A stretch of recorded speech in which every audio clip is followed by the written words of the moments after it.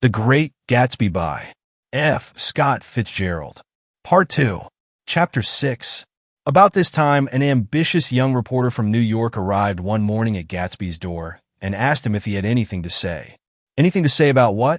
inquired Gatsby politely. "Why, any statement to give out." It transpired after a confused 5 minutes that the man had heard Gatsby's name around his office in a connection which he either wouldn't reveal or didn't fully understand. This was his day off, and with laudable initiative he had hurried out to see. It was a random shot, and yet the reporter's instinct was right.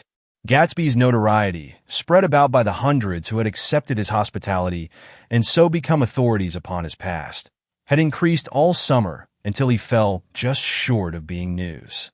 Contemporary legends such as the underground pipeline to Canada attached themselves to him, and there was one persistent story that he didn't live in a house at all, but in a boat that looked like a house and was moved secretly up and down the Long Island shore. Just why these inventions were a source of satisfaction to James Gatz of North Dakota isn't easy to say. James Gatz, that was really, or at least legally, his name.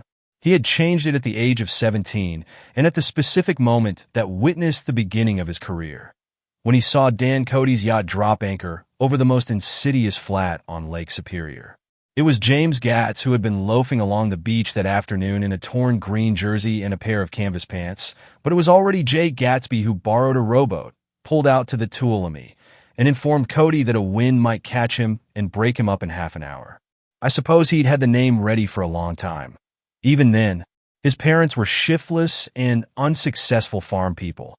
His imagination had never really accepted them as his parents at all. The truth was that Jay Gatsby of West Egg, Long Island, sprang from his platonic conception of himself. He was a son of God, a phrase which, if it means anything, means just that, and he must be about his father's business, the service of a vast, vulgar, and meretricious beauty. So he invented just the sort of Jay Gatsby that a 17-year-old boy would be likely to invent, and to this conception he was faithful to the end. For over a year, he had been beating his way along the south shore of Lake Superior as a clam digger and a salmon fisher, or in any other capacity that brought him food and bed. His brown, hardening body lived naturally through the half-fierce, half-lazy work of the bracing days. He knew women early, and since they spoiled him, he became contemptuous of them, of young virgins because they were ignorant, of the others because they were hysterical about things which in his overwhelming self-absorption he took for granted. But his heart was in a constant, turbulent riot. The most grotesque and fantastic conceits haunted him in his bed at night. A universe of ineffable gaudiness spun itself out in his brain while the clock ticked on the washstand and the moon soaked with wet light his tangled clothes upon the floor. Each night, he added to the pattern of his fancies until drowsiness closed down upon some vivid scene with an oblivious embrace. For a while these reveries provided an outlet for his imagination. They were a satisfactory hint of the unreality of reality, a promise that the rock of the world was founded securely on a fairy's wing. An instinct toward his future glory had led him, some months before, to the small Lutheran college of St. Olaf's in southern Minnesota. He stayed there 2 weeks, dismayed at its ferocious indifference to the drums of his destiny, to destiny itself, and despising the janitor's work with which he was to pay his way through. Then he drifted back to Lake Superior, and he was still searching for something to do on the day that Dan Cody's yacht dropped anchor in the shallows alongshore. Cody was 50 years old then, a product of the Nevada silver fields, of the Yukon, of every rush for metal since '75. The transactions in Montana copper that made him many times a millionaire found him physically robust, but on the verge of soft-mindedness. And suspecting this, an infinite number of women tried to separate him from his money. The none too savory ramifications by which Ella Kay, the newspaper woman, played Madame de Maintenon to his weakness and sent him to sea in a yacht, were common property of the turgid journalism in 1902. He had been coasting along all too hospitable shores for 5 years when he turned up as James Gats's destiny in Little Girl Bay. To young Gatz, resting on his oars and looking up at the railed deck, the yacht represented all the beauty and glamour in the world. I suppose he smiled at Cody. He had probably discovered that people liked him when he smiled. At any rate, Cody asked him a few questions, One of them elicited the brand new name and found that he was quick and extravagantly ambitious. A few days later, he took him to Duluth and bought him a blue coat, 6 pairs of white duck trousers, and a yachting cap. And when the Tuolumne left for the West Indies and the Barbary Coast, Gatsby left too. He was employed in a vague personal capacity. While he remained with Cody, he was in turn steward, mate, skipper, secretary, and even jailer, for Dan Cody sober knew what lavish doings Dan Cody drunk might soon be about, and he provided for such contingencies by reposing more and more trust in Gatsby. The arrangement lasted 5 years, during which the boat went 3 times around the continent. It might have lasted indefinitely except for the fact that Ella Kay came on board one night in Boston, and a week later Dan Cody inhospitably died. I remember the portrait of him up in Gatsby's bedroom, a gray, florid man with a hard, empty face, the pioneer debauchee, who during one phase of American life brought back to the eastern seaboard the savage violence of the frontier brothel and saloon. It was indirectly due to Cody that Gatsby drank so little. Sometimes in the course of gay parties, women used to rub champagne into his hair. For himself, he formed the habit of letting liquor alone. And it was from Cody that he inherited money, a legacy of $25,000. He didn't get it. He never understood the legal device that was used against him, but what remained of the millions went intact to Ella Kay. He was left with his singularly appropriate education. The vague contour of Jay Gatsby had filled out to the substantiality of a man. He told me all this very much later, but I put it down here with the idea of exploding those first wild rumors about his antecedents, which weren't even faintly true. Moreover, he told it to me at a time of confusion, when I had reached the point of believing everything and nothing about him. So I take advantage of this short halt, while Gatsby, so to speak, caught his breath, to clear this set of misconceptions away. It was a halt, too, in my association with his affairs. For several weeks, I didn't see him or hear his voice on the phone. Mostly I was in New York, trotting around with Jordan and trying to ingratiate myself with her senile aunt. But finally, I went over to his house one Sunday afternoon. I hadn't been there 2 minutes when somebody brought Tom Buchanan in for a drink. I was startled, naturally, but the really surprising thing was that it hadn't happened before. They were a party of 3 on horseback, Tom and a man named Sloan and a pretty woman in a brown riding habit, who had been there previously. "I'm delighted to see you," said Gatsby, standing on his porch. "I'm delighted that you dropped in, as though they cared. Sit right down. Have a cigarette or a cigar." He walked around the room quickly, ringing bells. "I'll have something to drink for you in just a minute." He was profoundly affected by the fact that Tom was there. But he would be uneasy anyhow until he had given them something, realizing in a vague way that that was all they came for. Mr. Sloan wanted nothing. "A lemonade?" "No, thanks." "A little champagne?" "Nothing at all, thanks." "I'm sorry. Did you have a nice ride?" "Very good roads around here. I suppose the automobiles—" "Yeah." Moved by an irresistible impulse, Gatsby turned to Tom, who had accepted the introduction as a stranger. "I believe we've met somewhere before, Mr. Buchanan." "Oh, yes," said Tom, gruffly polite but obviously not remembering. "So we did. I remember very well. About 2 weeks ago." "That's right. You were with Nick here?" "I know your wife," continued Gatsby, almost aggressively. "That's so." Tom turned to me. "You live near here, Nick?" "Next door." "That's so." Mr. Sloan didn't enter into the conversation, but lounged back haughtily in his chair. The woman said nothing either, until unexpectedly, after 2 highballs, she became cordial. "We'll all come over to your next party, Mr. Gatsby," she suggested. "What do you say?" "Certainly. I'd be delighted to have you." "Be ver nice," said Mr. Sloan, without gratitude. "Well, think ought to be starting home." "Please don't hurry," Gatsby urged them. He had control of himself now, and he wanted to see more of Tom. Why don't you stay for supper? I wouldn't be surprised if some other people dropped in from New York." "You come to supper with me," said the lady enthusiastically. "Both of you?" This included me. Mr. Sloan got to his feet. "Come along," he said, "but to her only." "I mean it," she insisted. "I'd love to have you. Lots of room." Gatsby looked at me questioningly. He wanted to go, and he didn't see that Mr. Sloan had determined he shouldn't. "I'm afraid I won't be able to," I said. "Well, you come," she urged, concentrating on Gatsby. Mr. Sloane murmured something close to her ear. "We won't be late if we start now," she insisted aloud. "I haven't got a horse," said Gatsby. "I used to ride in the army, but I've never bought a horse. I'll have to follow you in my car." "Excuse me for just a minute." The rest of us walked out on the porch, where Sloane and the lady began an impassioned conversation aside.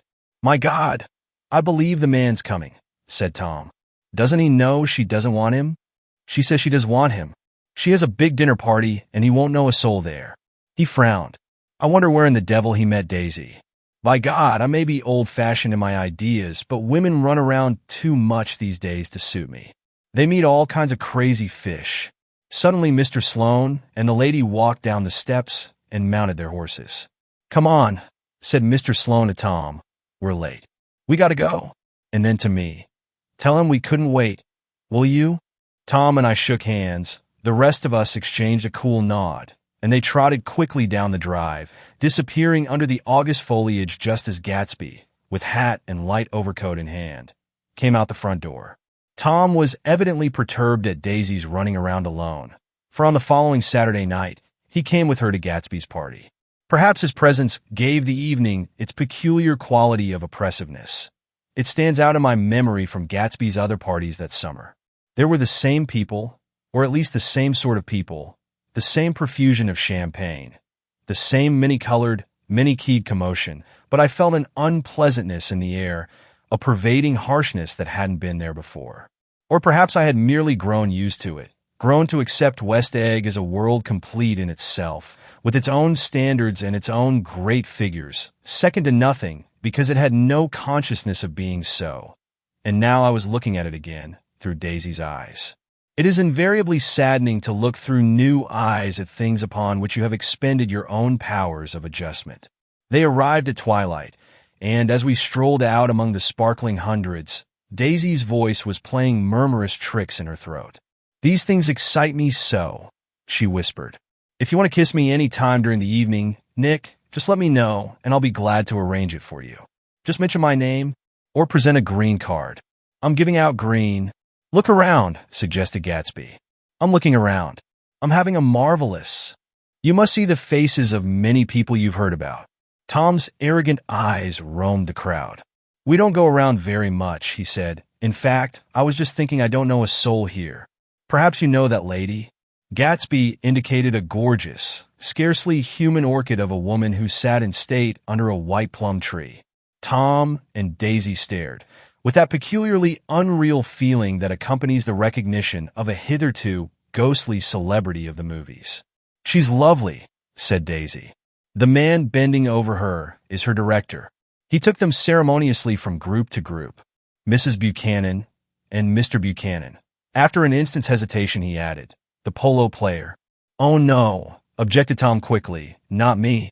But evidently the sound of it pleased Gatsby, for Tom remained the polo player for the rest of the evening.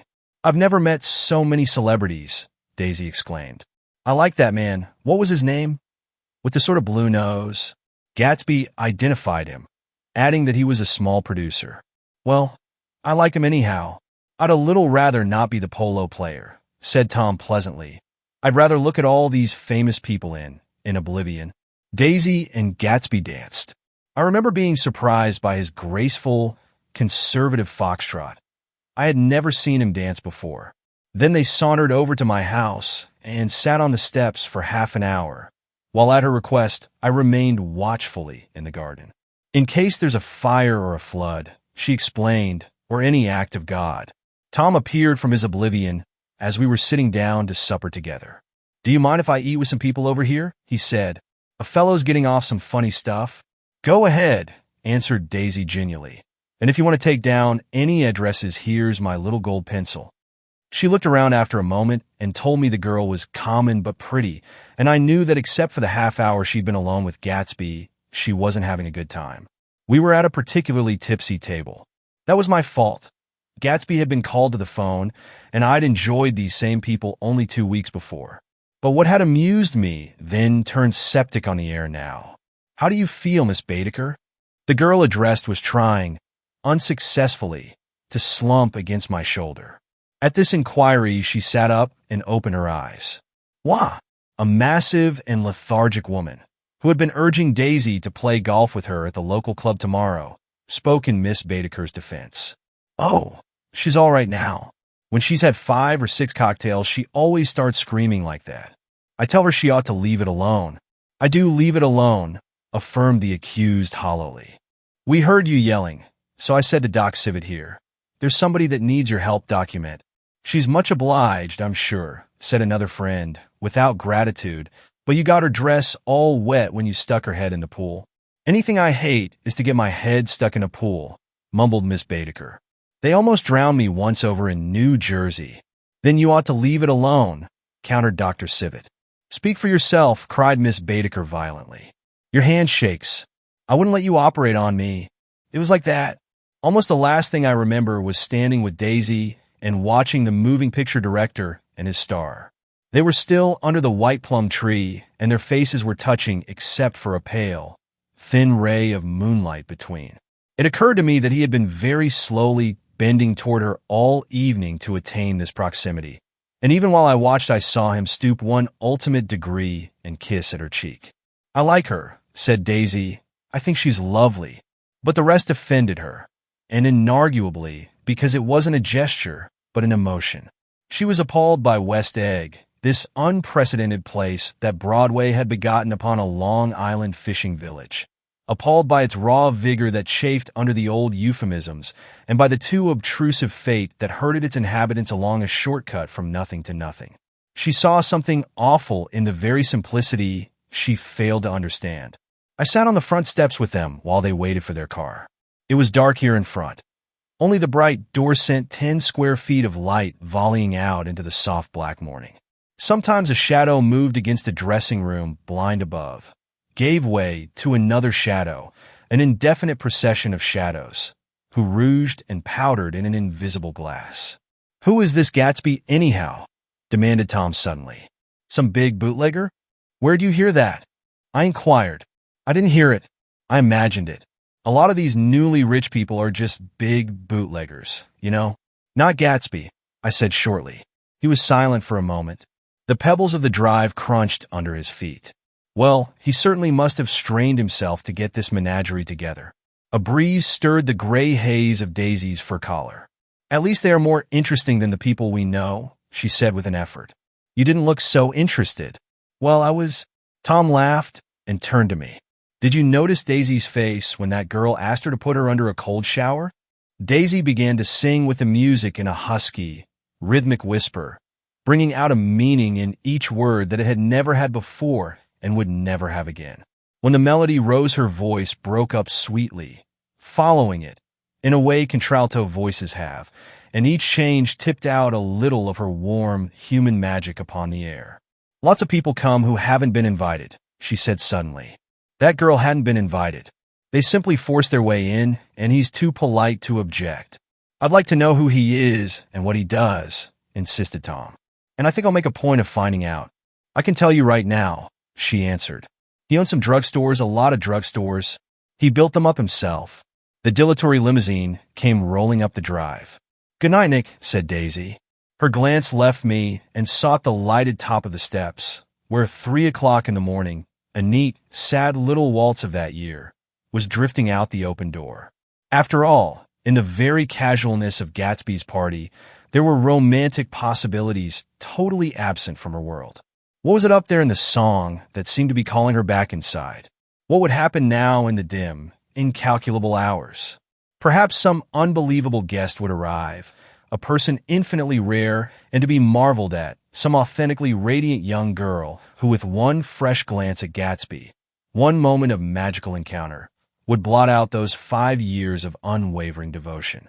I stayed late that night. Gatsby asked me to wait until he was free, and I lingered in the garden until the inevitable swimming party had run up, chilled and exalted, from the black beach, until the lights were extinguished in the guest rooms overhead. When he came down the steps, at last the tan skin was drawn unusually tight on his face, and his eyes were bright and tired. "She didn't like it," he said immediately. "Of course she did. She didn't like it," he insisted. "She didn't have a good time." He was silent, and I guessed at his unutterable depression. "I feel far away from her," he said. It's hard to make her understand. You mean about the dance? The dance? He dismissed all the dances he had given with a snap of his fingers. Old sport, the dance is unimportant. He wanted nothing less of Daisy than that she should go to Tom and say, "I never loved you." After she had obliterated for years with that sentence, they could decide upon the more practical measures to be taken. One of them was that, after she was free, they were to go back to Louisville and be married from her house. Just as if it were 5 years ago. "And she doesn't understand," he said. "She used to be able to understand. We'd sit for hours." He broke off and began to walk up and down a desolate path of fruit rinds and discarded favors and crushed flowers. "I wouldn't ask too much of her," I ventured. "You can't repeat the past." "Can't repeat the past?" he cried incredulously. "Why, of course you can." He looked around him wildly, as if the past were lurking here in the shadow of his house, just out of reach of his hand. "I'm going to fix everything just the way it was before," he said, nodding determinedly. "She'll see." He talked a lot about the past, and I gathered that he wanted to recover something, some idea of himself perhaps, that had gone into loving Daisy.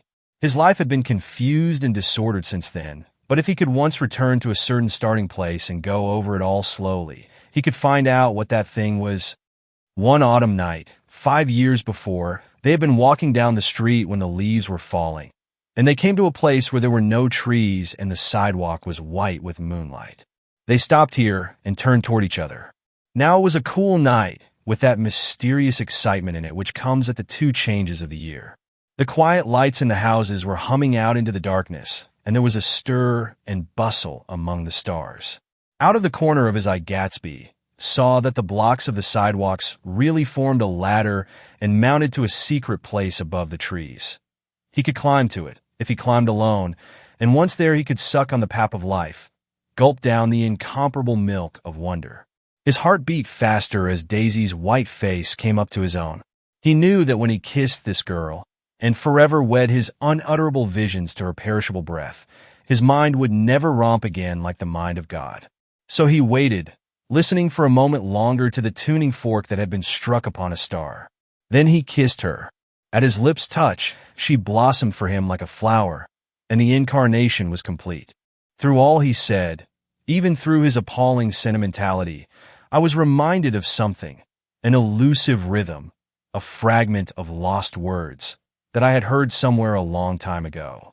For a moment a phrase tried to take shape in my mouth, and my lips parted like a dumb man's, as though there was more struggling upon them than a wisp of startled air. But they made no sound, and what I had almost remembered was uncommunicable forever. Chapter 7. It was when curiosity about Gatsby was at its highest that the lights in his house failed to go on one Saturday night, and as obscurely as it had begun, his career as Trimalchio was over. Only gradually did I become aware that the automobiles which turned expectantly into his drive stayed for just a minute and then drove sulkily away. Wondering if he were sick, I went over to find out. An unfamiliar butler with a villainous face squinted at me suspiciously from the door. "Is Mr. Gatsby sick?" "Nope." After a pause he added, "Sir," in a dilatory, grudging way. I hadn't seen him around, and I was rather worried. "Tell him Mr. Carraway came over." "Who?" he demanded rudely. "Carraway. Carraway. All right, I'll tell him." Abruptly, he slammed the door. My Finn informed me that Gatsby had dismissed every servant in his house a week ago and replaced them with half a dozen others, who never went into West Egg Village to be bribed by the tradesmen, but ordered moderate supplies over the telephone. The grocery boy reported that the kitchen looked like a pigsty, and the general opinion in the village was that the new people weren't servants at all. Next day, Gatsby called me on the phone. "Going away?" I inquired. "No, old sport. I hear you've fired all your servants. I wanted somebody who wouldn't gossip. Daisy comes over quite often in the afternoons." So the whole caravansary had fallen in like a card house at the disapproval in her eyes. "There's some people Wolshiam wanted to do something for. They're all brothers and sisters. They used to run a small hotel." "I see." He was calling up at Daisy's request. Would I come to lunch at her house tomorrow? Miss Baker would be there. Half an hour later, Daisy herself telephoned and seemed relieved to find that I was coming. Something was up, and yet I couldn't believe that they would choose this occasion for a scene. especially for the rather harrowing scene that Gatsby had outlined in the garden. The next day was broiling, almost the last, certainly the warmest of the summer. As my train emerged from the tunnel into sunlight, only the hot whistles of the National Biscuit Company broke the simmering hush at noon. The straw seats of the car hovered on the edge of combustion. The woman next to me perspired delicately for a while into her white shirtwaist, and then, as her newspaper dampened under her fingers, lapsed despairingly into deep heat with a desolate cry. Her pocketbook slapped to the floor. "Oh my," she gasped. I picked it up with a weary bend and handed it back to her, holding it at arm's length and by the extreme tip of the corners to indicate that I had no designs upon it. But everyone nearby, including the woman, suspected me just the same.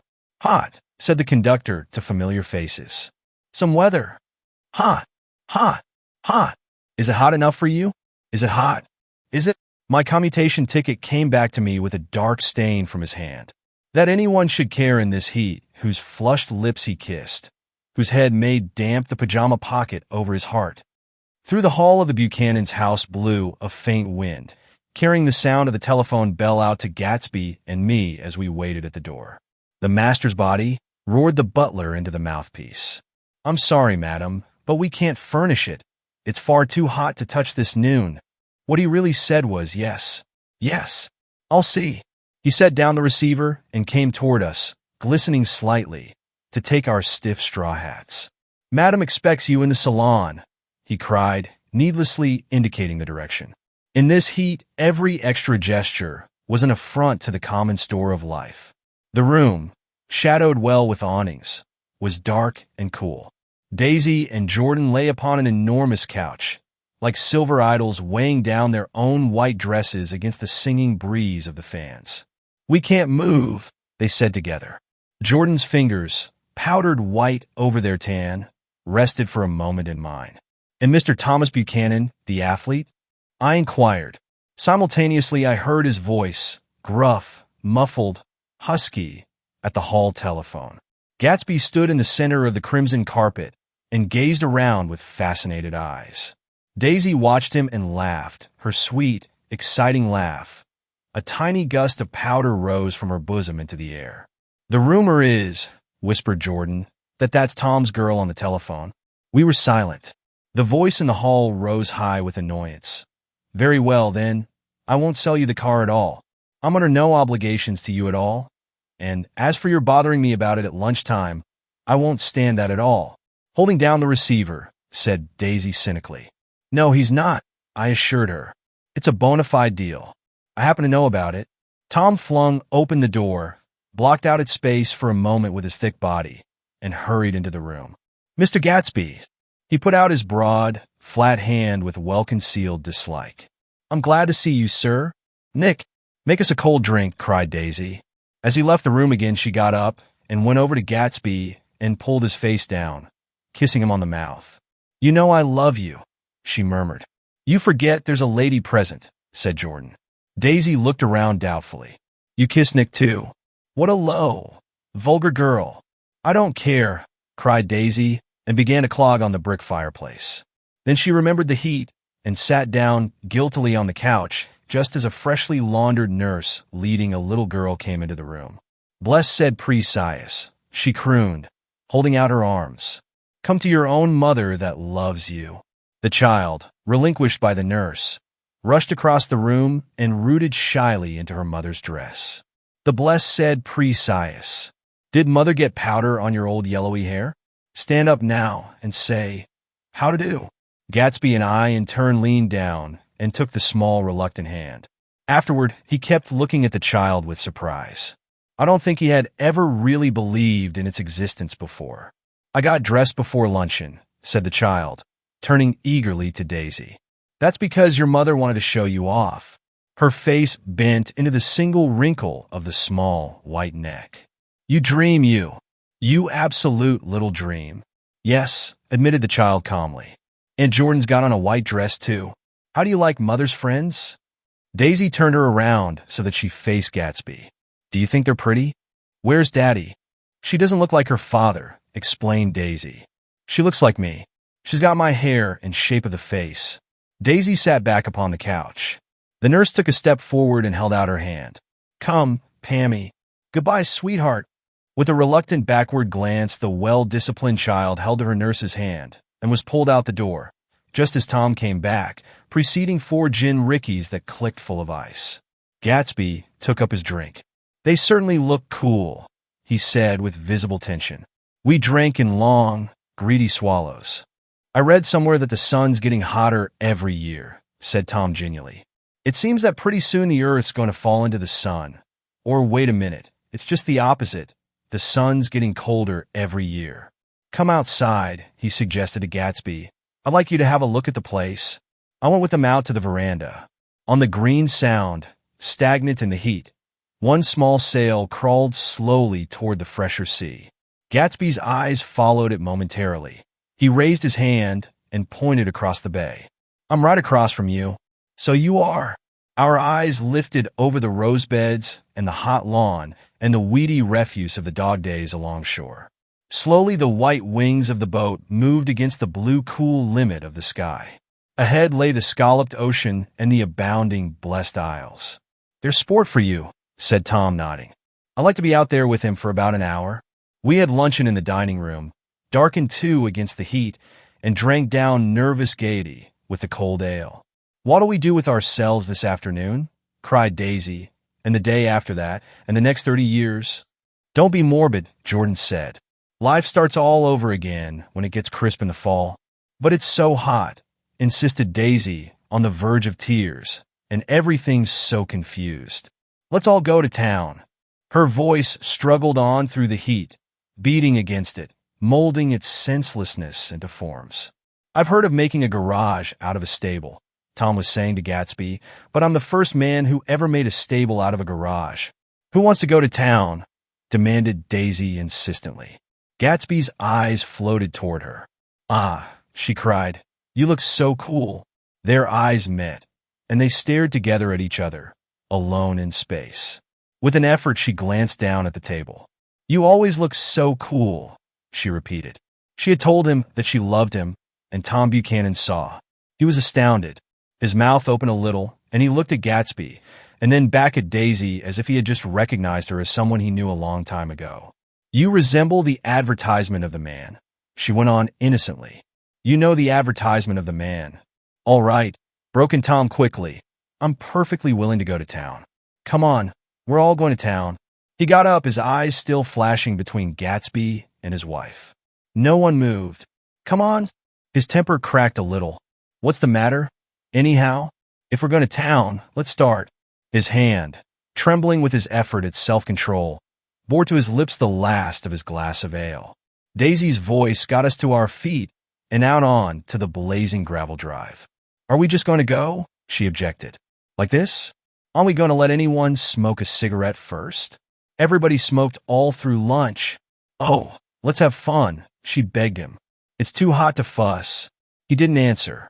"Have it your own way," she said. "Come on, Jordan." They went upstairs to get ready while we 3 men stood there shuffling the hot pebbles with our feet. A silver curve of the moon hovered already in the western sky. Gatsby started to speak, changed his mind, but not before Tom wheeled and faced him expectantly. "Have you got your stables here?" asked Gatsby with an effort. "About a quarter of a mile down the road." "Oh." A pause. "I don't see the idea of going to town," broke out Tom savagely. "Women get these notions in their heads." "Shall we take anything to drink?" called Daisy from an upper window. "I'll get some whiskey," answered Tom. He went inside. Gatsby turned to me rigidly. "I can't say anything in his house, old sport." "She's got an indiscreet voice," I remarked. "It's full of—" I hesitated. "Her voice is full of money," he said suddenly. That was it. I'd never understood before. It was full of money. That was the inexhaustible charm that rose and fell in it, the jingle of it, the symbol's song of it. High in a white palace, the king's daughter, the golden girl. Tom came out of the house wrapping a quart bottle in a towel, followed by Daisy and Jordan wearing small tight hats of metallic cloth and carrying light capes over their arms. "Shall we all go in my car?" suggested Gatsby. He felt the hot, green leather of the seat. "I ought to have left it in the shade." "Is it standard shift?" demanded Tom. "Yes." Well, you take my coupe and let me drive your car to town. The suggestion was distasteful to Gatsby. I don't think there's much gas, he objected. Plenty of gas, said Tom boisterously. He looked at the gauge. And if it runs out, I can stop at a drugstore. You can buy anything at a drugstore nowadays. A pause followed this apparently pointless remark. Daisy looked at Tom frowning, and an indefinable expression, at once definitely unfamiliar and vaguely recognizable, as if I had only heard it described in words, passed over Gatsby's face. Come on, Daisy, said Tom, pressing her with his hand toward Gatsby's car. I'll take you in this circus wagon. He opened the door, but she moved out from the circle of his arm. You take Nick and Jordan. We'll follow you in the coupe. She walked close to Gatsby, touching his coat with her hand. Jordan and Tom and I got into the front seat of Gatsby's car. Tom pushed the unfamiliar gears tentatively, and we shot off into the oppressive heat, leaving them out of sight behind. Did you see that? Demanded Tom. See what? He looked at me keenly, realizing that Jordan and I must have known all along. You think I'm pretty dumb, don't you? He suggested. Perhaps I am, but I have almost a second sight sometimes that tells me what to do. Maybe you don't believe that, but science. He paused. The immediate contingency overtook him, pulled him back from the edge of theoretical abyss. I've made a small investigation of this fellow, he continued. I could have gone deeper if I'd known. Do you mean you've been to a medium? Inquired Jordan humorously. What? Confused, he stared at us as we laughed. A medium? About Gatsby? About Gatsby? No, I haven't. I said I'd been making a small investigation of his past. And you found he was an Oxford man, said Jordan helpfully. An Oxford man? He was incredulous. Like hell he is. He wears a pink suit. Nevertheless, he's an Oxford man. Oxford, New Mexico, snorted Tom contemptuously, or something like that. Listen, Tom, if you're such a snob, why did you invite him to lunch? Demanded Jordan crossly. Daisy invited him. She knew him before we were married. God knows where. We were all irritable now with the fading ale, and aware of it we drove for a while in silence. Then, as Dr. T.J. Eckelberg's faded eyes came into sight down the road, I remembered Gatsby's caution about gasoline. We've got enough to get us to town, said Tom. But there's a garage right here, objected Jordan. I don't want to get stalled in this baking heat. Tom threw on both brakes impatiently, and we slid to an abrupt, dusty stop under Wilson's sign. After a moment, the proprietor emerged from the interior of his establishment and gazed hollow-eyed at the car. Let's have some gas, cried Tom roughly. What do you think we stopped for? To admire the view. I'm sick, said Wilson without moving. Been sick all day. What's the matter? I'm all run down.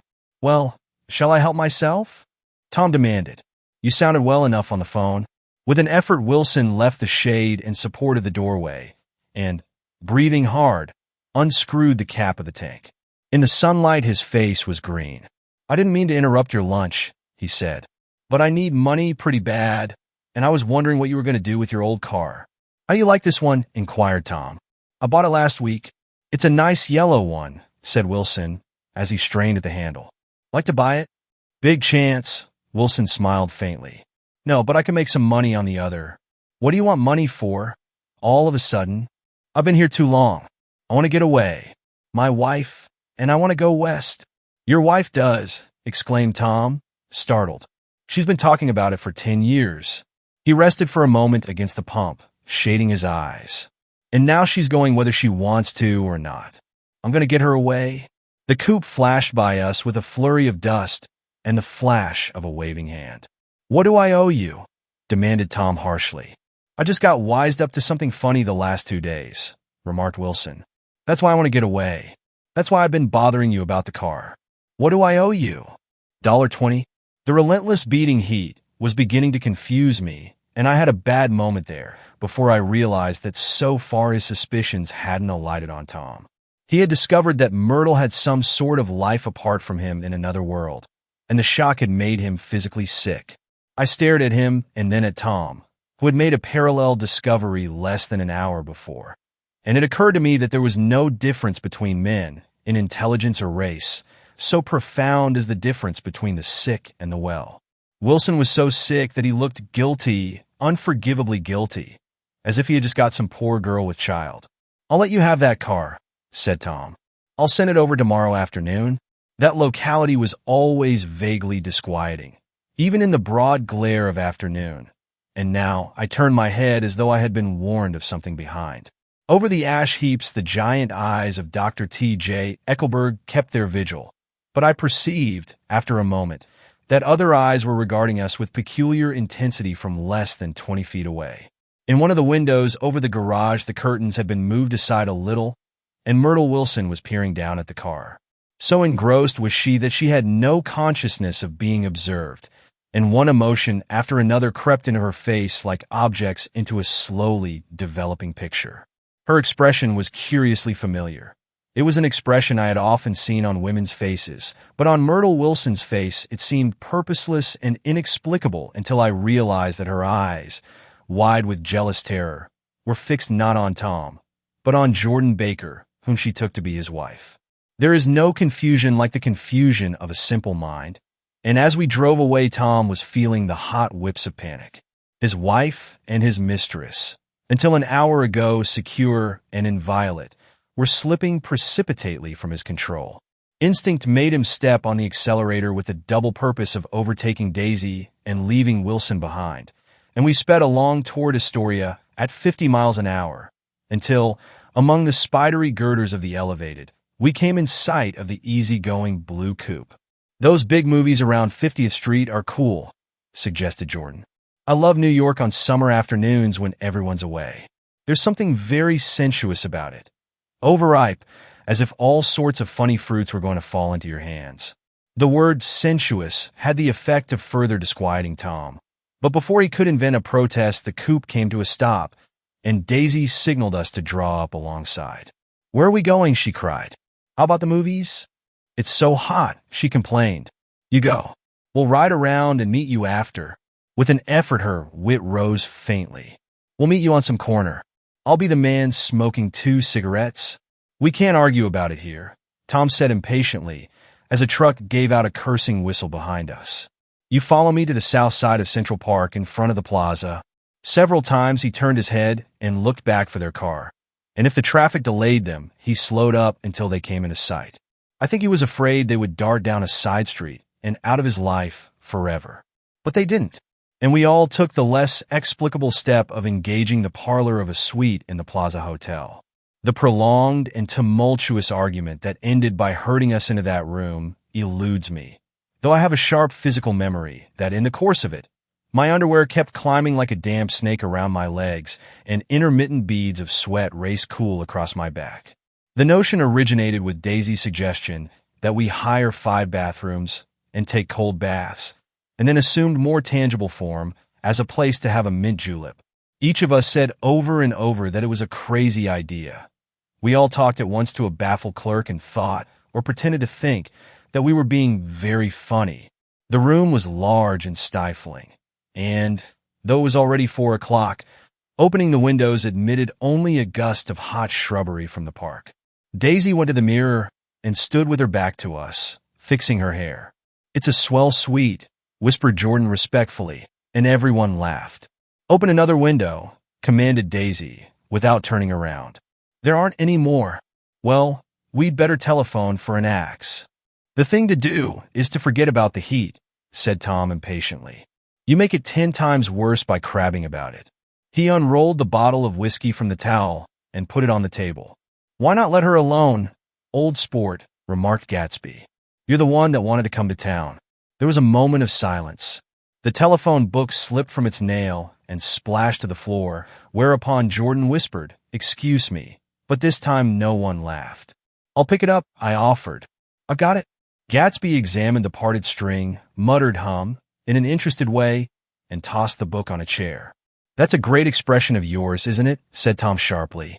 "What is all this old sport business? Where'd you pick that up?" "Now see here, Tom," said Daisy, turning around from the mirror. "If you're going to make personal remarks, I won't stay here a minute. Call up and order some ice for the mint julep." As Tom took up the receiver, the compressed heat exploded into sound, and we were listening to the portentous chords of Mendelssohn's Wedding March from the ballroom below. "Imagine marrying anybody in this heat," cried Jordan dismally. Still, I was married in the middle of June, Daisy remembered. Louisville in June. Somebody fainted. Who was it fainted, Tom? Biloxi, he answered shortly. A man named Biloxi. Biloxi, and he made boxes. That's a fact. And he was from Biloxi, Tennessee.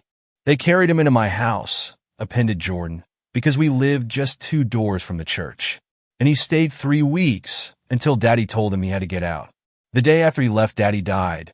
After a moment, she added, as if she might have sounded irreverent, there wasn't any connection. I used to know a Bill Biloxi from Memphis, I remarked. That was his cousin. I knew his whole family history before he left. He gave me an aluminum putter that I use today. The music had died down as the ceremony began, and now a long cheer floated in at the window, followed by intermittent cries of "yeah," and finally by a burst of jazz as the dancing began. We're getting old, said Daisy. If we were young, we'd rise and dance. Remember Biloxi, Jordan warned her. Where do you know him, Tom? Biloxi? He concentrated with an effort. I didn't know him. He was a friend of Daisy's? He was not, she denied. I'd never seen him before. He came down in the private car. Well, he said he knew you. He said he was raised in Louisville. Asa Bird brought him around at the last minute and asked if we had room for him. Jordan smiled. He was probably bumming his way home. He told me he was president of your class at Yale. Tom and I looked at each other blankly. Biloxi? First place, we didn't have any president. Gatsby's foot beat a short, restless tattoo, and Tom eyed him suddenly. By the way, Mr. Gatsby, I understand you're an Oxford man. Not exactly. Oh, yes, I understand you went to Oxford. Yes, I went there. A pause. Then Tom's voice, incredulous and insulting. You must have gone there about the time Biloxi went to New Haven. Another pause. A waiter knocked and came in with crushed mint and ice, but the silence was unbroken by his thank you and the soft closing of the door. This tremendous detail was to be cleared up at last. I told you I went there, said Gatsby. I heard you, but I'd like to know when. It was in 1919. I only stayed 5 months. That's why I can't really call myself an Oxford man. Tom glanced around to see if we mirrored his unbelief. But we were all looking at Gatsby. It was an opportunity they gave to some of the officers after the armistice, he continued. We could go to any of the universities in England or France. I wanted to get up and slap him on the back.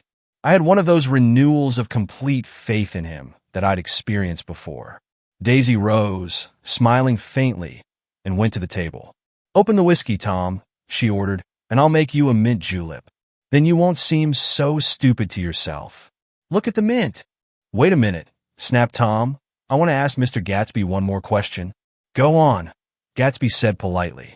What kind of a row are you trying to cause in my house anyhow? They were out in the open at last, and Gatsby was content. He isn't causing a row. Daisy looked desperately from one to the other. You're causing a row. Please have a little self-control. Self-control, repeated Tom incredulously. I suppose the latest thing is to sit back and let Mr. Nobody from nowhere make love to your wife. Well, if that's the idea, you can count me out. Nowadays, people begin by sneering at family life and family institutions. And next they'll throw everything overboard and have intermarriage between black and white. Flushed with his impassioned gibberish, he saw himself standing alone on the last barrier of civilization. We're all white here, murmured Jordan. I know I'm not very popular. I don't give big parties. I suppose you've got to make your house into a pigsty in order to have any friends in the modern world. Angry as I was, as we all were, I was tempted to laugh whenever he opened his mouth. The transition from libertine to prig was so complete. I've got something to tell you, old sport, began Gatsby. But Daisy guessed at his intention. Please don't, she interrupted helplessly. Please let's all go home. Why don't we all go home?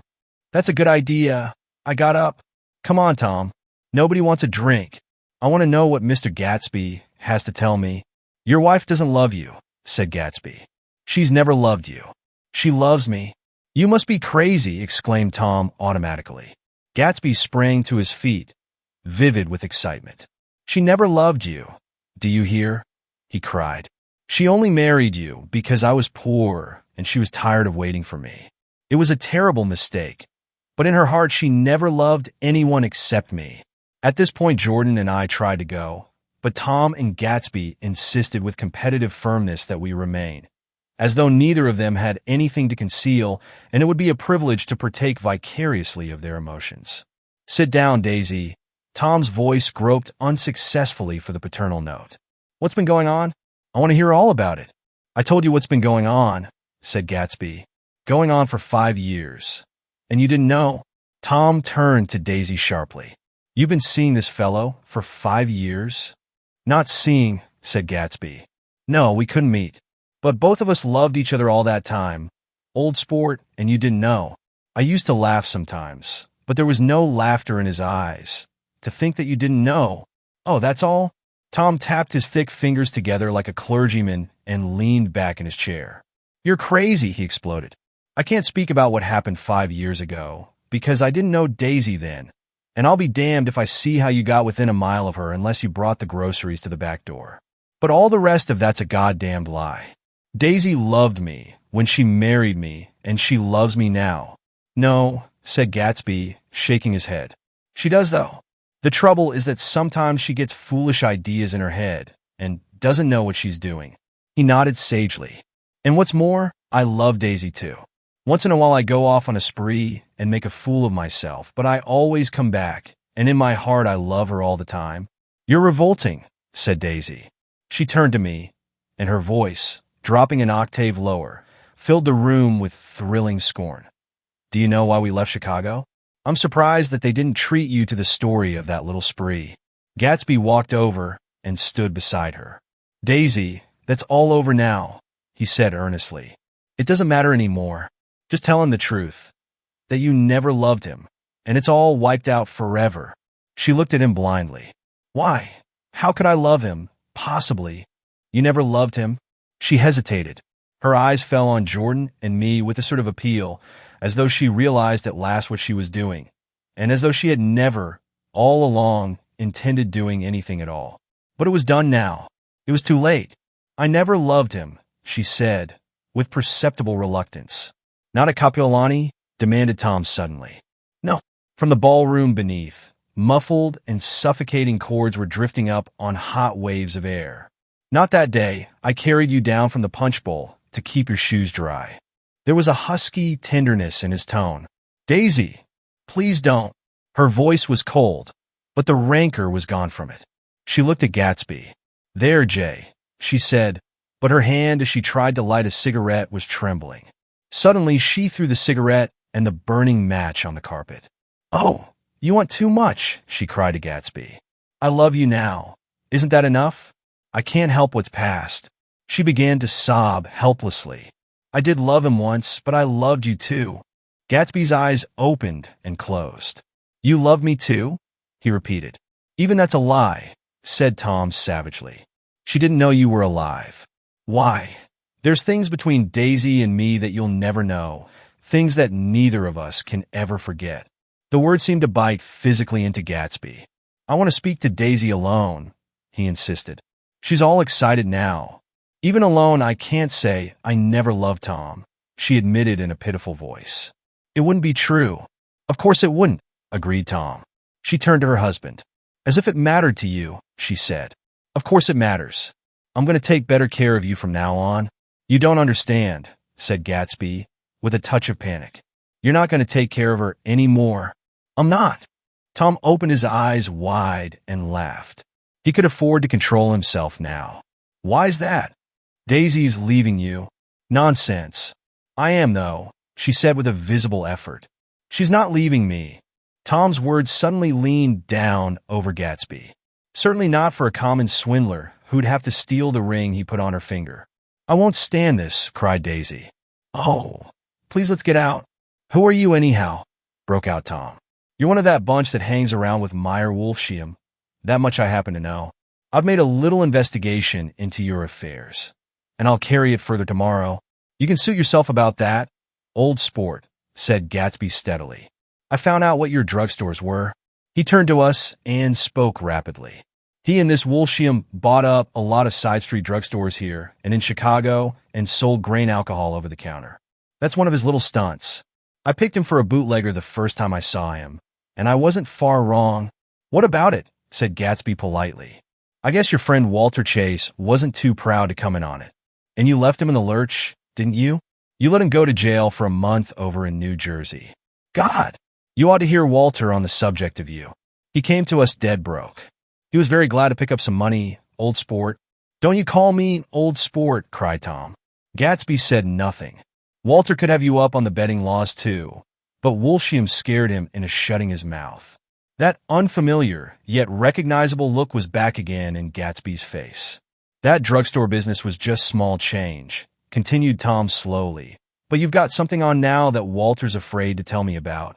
I glanced at Daisy, who was staring terrified between Gatsby and her husband, and at Jordan, who had begun to balance an invisible but absorbing object on the tip of her chin.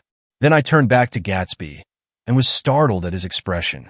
He looked, and this is said in all contempt for the babbled slander of his garden, as if he had killed a man.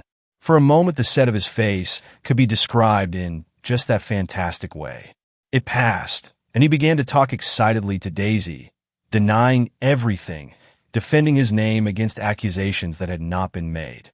But with every word she was drawing further and further into herself. So he gave that up, and only the dead dream fought on as the afternoon slipped away, trying to touch what was no longer tangible, struggling unhappily, undespairingly, toward that lost voice across the room. The voice begged again to go. Please, Tom, I can't stand this any more. Her frightened eyes told that whatever intentions, whatever courage she had had, were definitely gone. You two start on home, Daisy, said Tom. In Mr. Gatsby's car. She looked at Tom, alarmed now, but he insisted with magnanimous scorn. Go on. He won't annoy you. I think he realizes that his presumptuous little flirtation is over. They were gone without a word, snapped out, made accidental, isolated, like ghosts, even from our pity. After a moment, Tom got up and began wrapping the unopened bottle of whiskey in the towel. Want any of the stuff? Jordan? Nick? I didn't answer. Nick? He asked again. What? Want any? No. I just remembered that today's my birthday. I was 30. Before me stretched the portentous, menacing road of a new decade. It was 7 o'clock when we got into the coupe with him and started for Long Island. Tom talked incessantly, exulting and laughing, but his voice was as remote from Jordan and me as the foreign clamor on the sidewalk or the tumult of the elevated overhead. Human sympathy has its limits, and we were content to let all their tragic arguments fade with the city lights behind. 30. The promise of a decade of loneliness, a thinning list of single men to know, a thinning briefcase of enthusiasm, thinning hair. But there was Jordan beside me, who, unlike Daisy, was too wise ever to carry well-forgotten dreams from age to age. As we passed over the dark bridge, her wan face fell lazily against my coat's shoulder, and the formidable stroke of 30 died away with the reassuring pressure of her hand. So we drove on toward death through the cooling twilight. The young Greek, Michaelis, who ran the coffee joint beside the ash heaps, was the principal witness at the inquest. He had slept through the heat until after 5, when he strolled over to the garage and found George Wilson sick in his office. Really sick, pale as his own pale hair, and shaking all over. Michaelis advised him to go to bed, but Wilson refused, saying that he'd miss a lot of business if he did. While his neighbor was trying to persuade him, a violent racket broke out overhead. I've got my wife locked up there, explained Wilson calmly. She's going to stay there till the day after tomorrow, and then we're going to move away. Michaelis was astonished. They had been neighbors for 4 years, and Wilson had never seemed faintly capable of such a statement. Generally, he was one of these worn-out men. When he wasn't working, he sat on a chair in the doorway and stared at the people and the cars that passed along the road. When anyone spoke to him, he invariably laughed in an agreeable, colorless way. He was his wife's man and not his own. So naturally, Michaelis tried to find out what had happened, but Wilson wouldn't say a word. Instead, he began to throw curious, suspicious glances at his visitor and ask him what he'd been doing at certain times on certain days. Just as the latter was getting uneasy, some workmen came past the door bound for his restaurant, and Michaelis took the opportunity to get away, intending to come back later. But he didn't. He supposed he forgot to, that's all. When he came outside again, a little after 7, He was reminded of the conversation because he heard Mrs. Wilson's voice, loud and scolding, downstairs in the garage. "Beat me," he heard her cry. "Throw me down and beat me, you dirty little coward." A moment later, she rushed out into the dusk, waving her hands and shouting. Before he could move from his door, the business was over. The death car, as the newspapers called it, didn't stop. It came out of the gathering darkness, wavered tragically for a moment, and then disappeared around the next bend. Mavro Michaelis wasn't even sure of its color. He told the first policeman that it was light green. The other car, the one going toward New York, came to rest 100 yards beyond, and its driver hurried back to where Myrtle Wilson, her life violently extinguished, knelt in the road and mingled her thick, dark blood with the dust. Michaelis and this man reached her first, but when they had torn open her shirtwaist, still damp with perspiration, they saw that her left breast was swinging loose like a flap, and there was no need to listen for the heart beneath. The mouth was wide open and ripped a little at the corners, as though she had choked a little in giving up the tremendous vitality she had stored so long. We saw the 3 or 4 automobiles and the crowd when we were still some distance away. "Rex," said Tom. "That's good. Wilson will have a little business at last." He slowed down, but still without any intention of stopping, until, as we came nearer, the hushed, intent faces of the people at the garage door made him automatically put on the brakes. "We'll take a look," he said doubtfully. "Just a look." I became aware now of a hollow, wailing sound which issued incessantly from the garage, a sound which, as we got out of the coupe and walked toward the door, resolved itself into the words, "Oh my God," uttered over and over in a gasping moan. "There's some bad trouble here," said Tom excitedly. He reached up on tiptoes and peered over a circle of heads into the garage, which was lit only by a yellow light in a swinging metal basket overhead. Then he made a harsh sound in his throat, and with a violent thrusting movement of his powerful arms pushed his way through. The circle closed up again with a running murmur of expostulation. It was a minute before I could see anything at all. Then new arrivals deranged the line, and Jordan and I were pushed suddenly inside.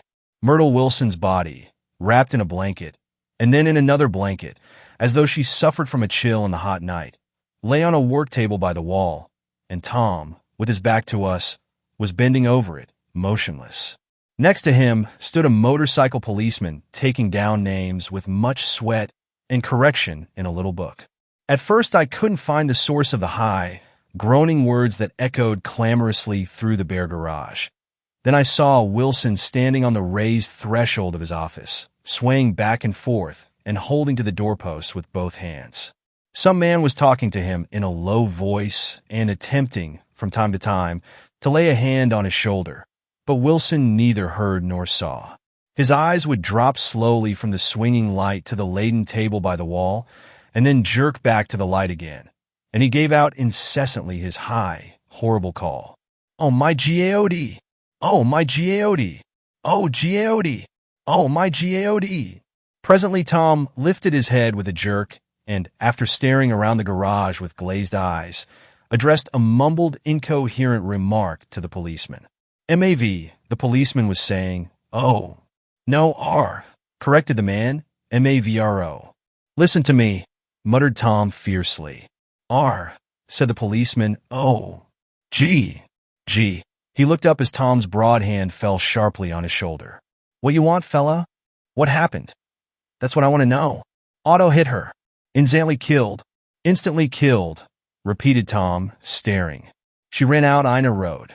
Son of a bitch, didn't even stop his car." "There was 2 cars," said Michaelis. "One coming. One going, see?" "Going where?" asked the policeman keenly. "One going each way." "Well, His hand rose toward the blankets but stopped halfway and fell to his side. "She ran out there into the one coming from New York knock right into her, going 30 or 40 miles an hour." "What's the name of this place here?" demanded the officer. "Has it got any name?" A pale, well-dressed Negro stepped near. "It was a yellow car," he said. "Big yellow car." "New. See the accident?" asked the policeman. "No, but the car passed me down the road, going faster than 40.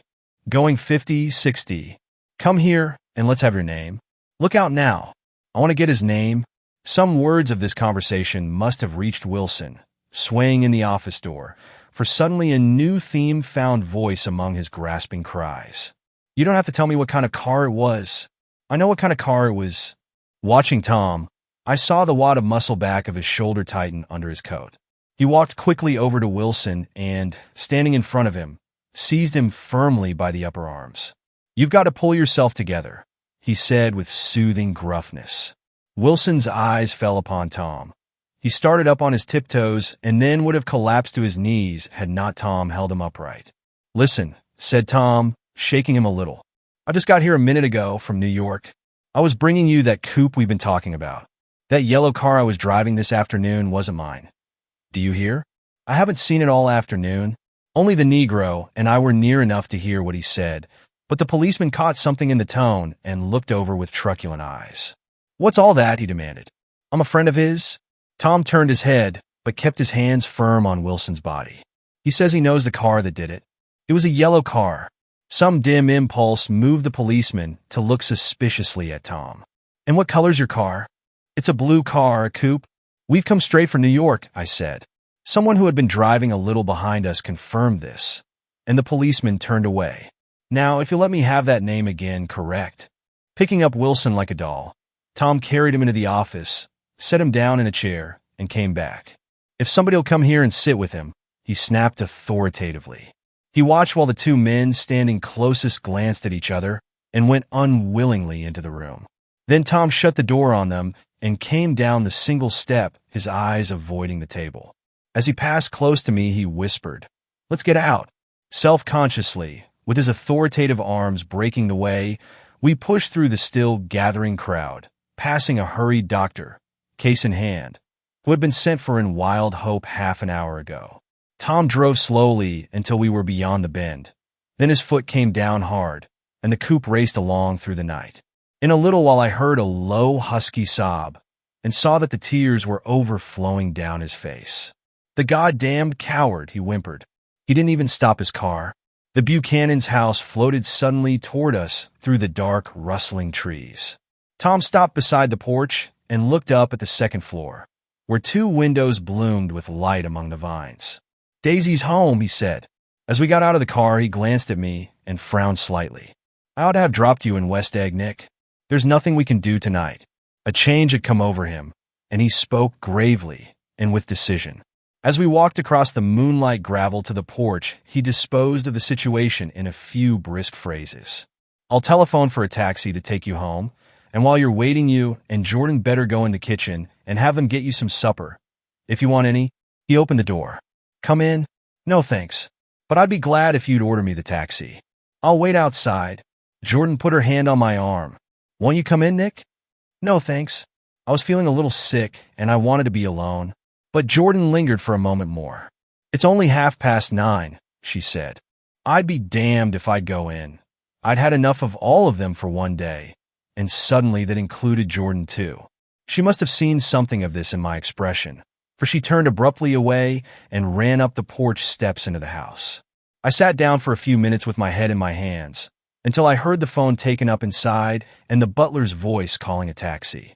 Then I walked slowly down the drive away from the house, intending to wait by the gate. I hadn't gone 20 yards when I heard my name, and Gatsby stepped from between two bushes into the path.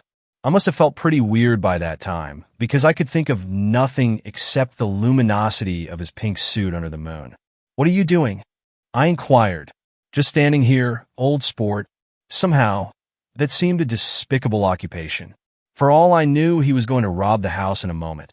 I wouldn't have been surprised to see sinister faces, the faces of Wolfsheim's people, behind him in the dark shrubbery. 'Did you see any trouble on the road?' he asked after a minute. 'Yes.' He hesitated. 'Was she killed?' 'Yes.' 'I thought so. I told Daisy I thought so. It's better that the shock should all come at once. She stood it pretty well.' He spoke as if Daisy's reaction was the only thing that mattered. 'I got to West Egg by a side road,' he went on, and left the car in my garage. I don't think anybody saw us, but of course I can't be sure. I disliked him so much by this time that I didn't find it necessary to tell him he was wrong. 'Who was the woman?' he inquired. 'Her name was Wilson. Her husband owns the garage.' 'How the devil did it happen?' 'Well, I tried to swing the wheel. He broke off, and suddenly I guessed at the truth. Was Daisy driving? Yes, he said after a moment, but of course I'll say I was. You see, when we left New York, she was very nervous and she thought it would steady her to drive, and this woman rushed out at us just as we were passing a car coming the other way. It all happened in a minute, but it seemed to me that she wanted to speak to us, thought we were somebody she knew. Well, first Daisy turned away from the woman toward the other car, and then she lost her nerve and turned back. The second my hand reached the wheel, I felt the shock. It must have killed her instantly. It ripped her open. Don't tell me, old sport. He winced. Anyhow, Daisy stepped on it. I tried to make her stop, but she couldn't, so I pulled on the emergency brake. Then she fell over into my lap, and I drove on. She'll be all right tomorrow, he said presently. I'm just going to wait here and see if he tries to bother her about that unpleasantness this afternoon. She's locked herself into her room, and if he tries any brutality, she's going to turn the light out and on again. He won't touch her, I said. He's not thinking about her. I don't trust him, old sport. How long are you going to wait? All night, if necessary. Anyhow, till they all go to bed. A new point of view occurred to me. Suppose Tom found out that Daisy had been driving. He might think he saw a connection in it. He might think anything. I looked at the house. There were 2 or 3 bright windows downstairs and the pink glow from Daisy's room on the ground floor. You wait here, I said. I'll see if there's any sign of a commotion. I walked back along the border of the lawn, traversed the gravel softly, and tiptoed up the veranda steps.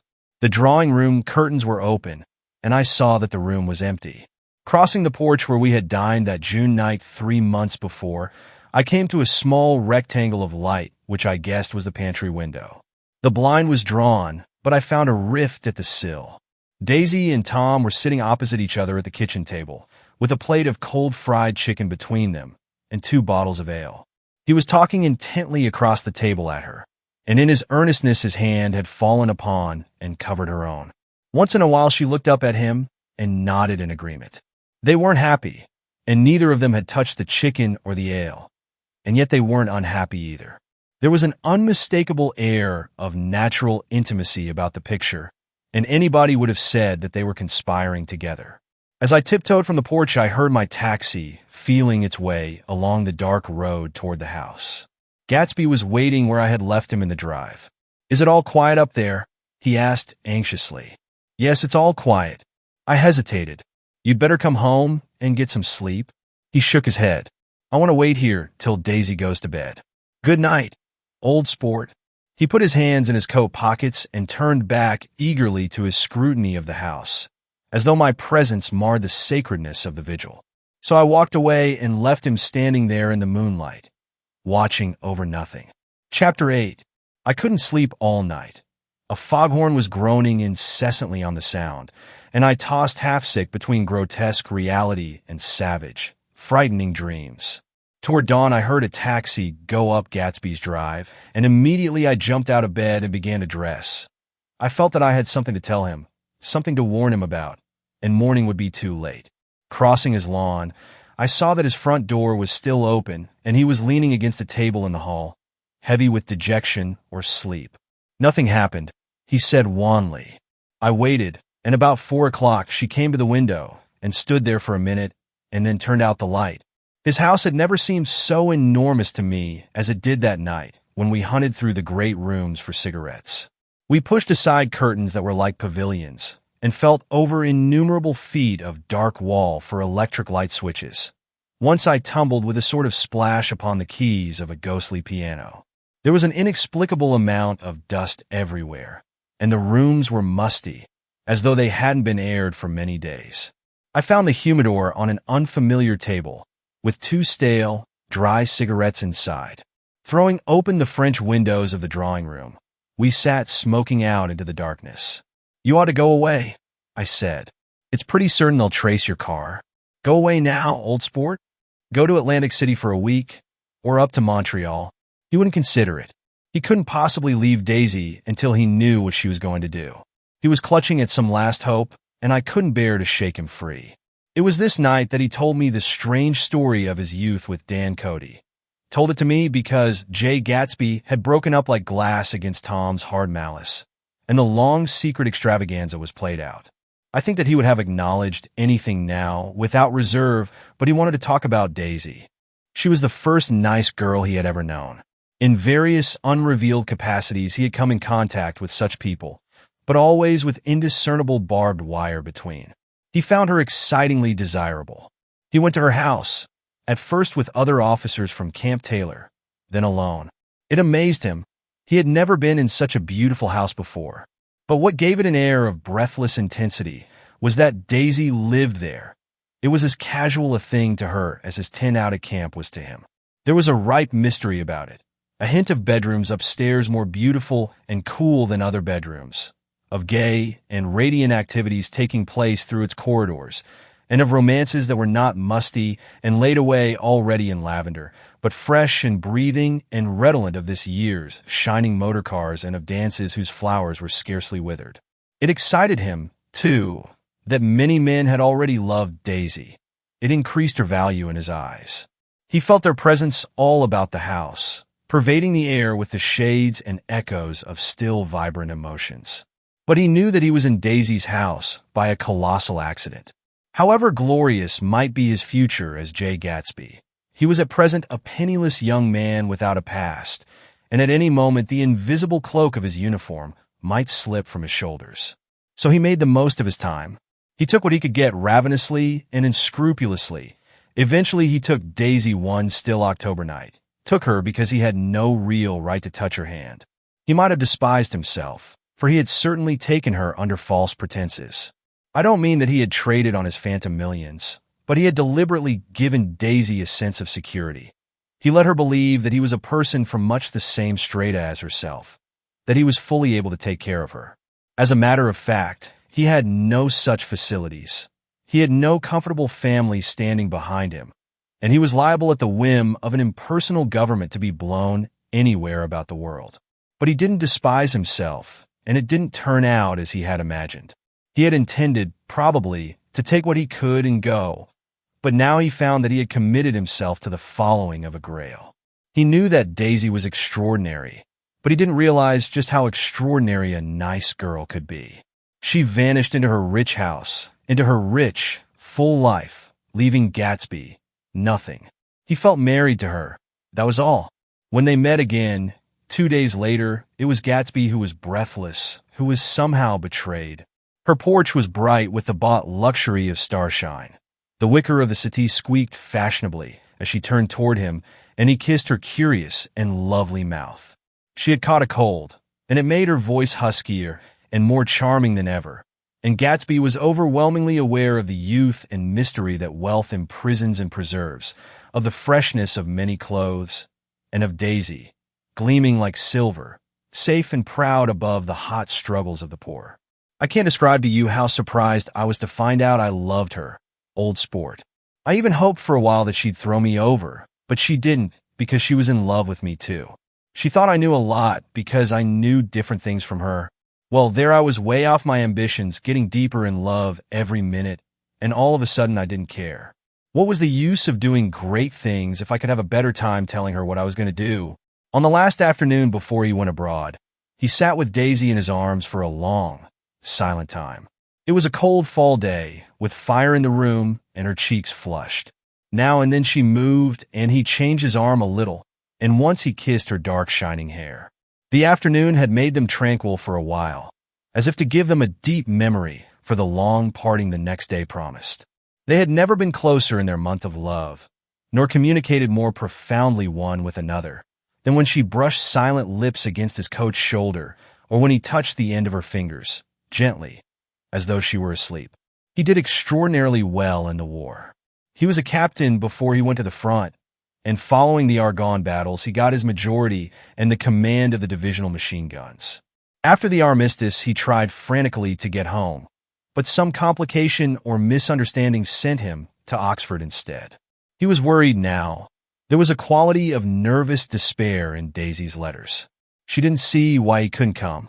She was feeling the pressure of the world outside, and she wanted to see him and feel his presence beside her and be reassured that she was doing the right thing after all.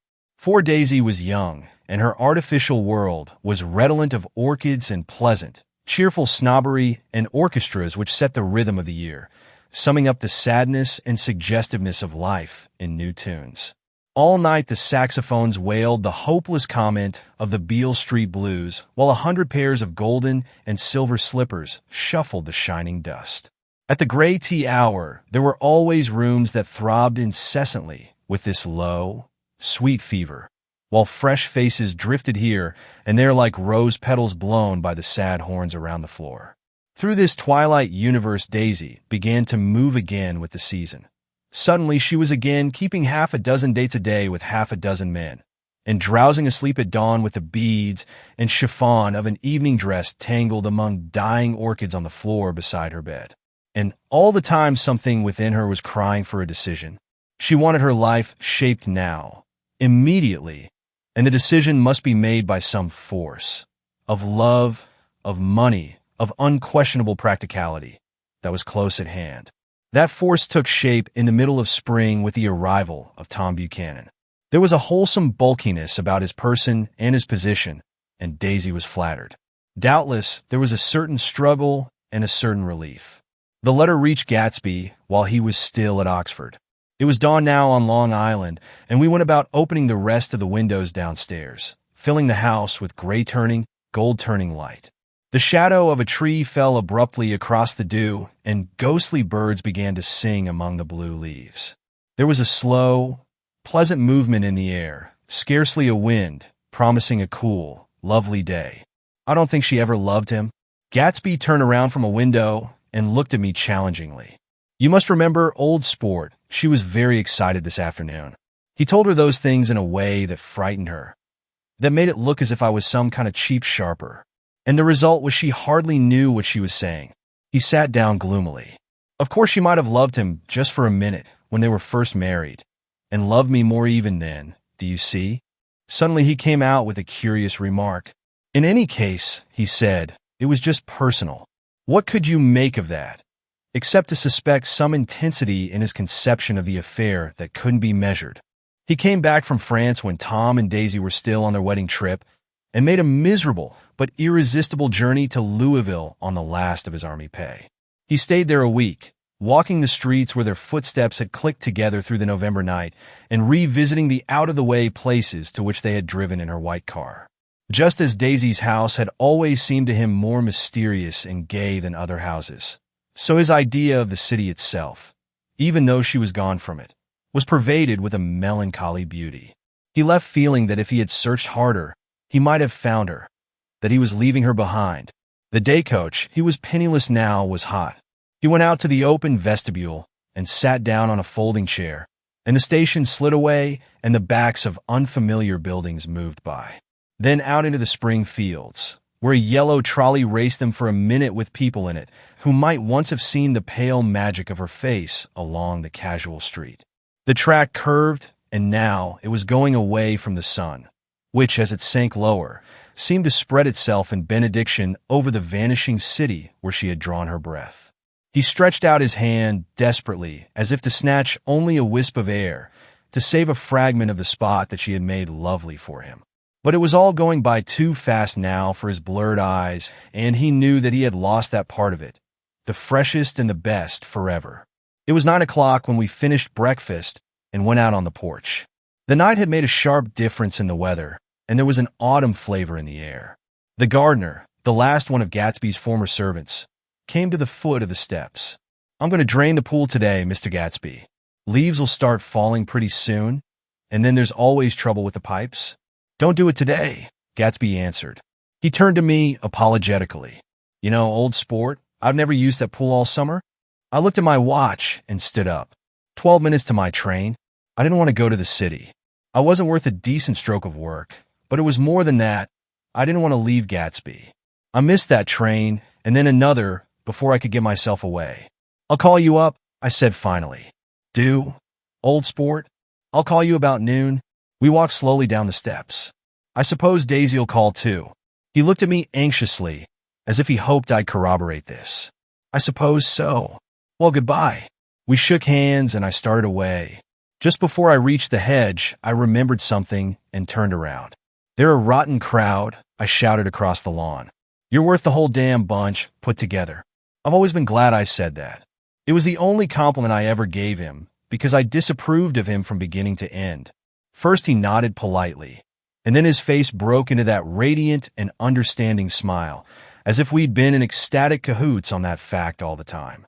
His gorgeous pink rag of a suit made a bright spot of color against the white steps, and I thought of the night when I first came to his ancestral home, 3 months before.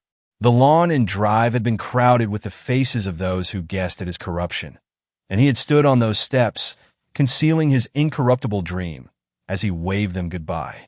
I thanked him for his hospitality. We were always thanking him for that, I and the others. Goodbye, I called. I enjoyed breakfast, Gatsby. Up in the city, I tried for a while to list the quotations on an interminable amount of stock. Then I fell asleep in my swivel chair. Just before noon, the phone woke me, and I started up with sweat breaking out on my forehead. It was Jordan Baker. She often called me up at this hour because the uncertainty of her own movements between hotels and clubs and private houses made her hard to find in any other way. Usually her voice came over the wire as something fresh and cool, as if a divot from a green golf links had come sailing in at the office window. But this morning it seemed harsh and dry. "I've left Daisy's house," she said. "I'm at Hempstead, and I'm going down to Southampton this afternoon." Probably it had been tactful to leave Daisy's house, but the act annoyed me, and her next remark made me rigid. "You weren't so nice to me last night. How could it have mattered then?" Silence for a moment. Then, "However, I want to see you. I want to see you too.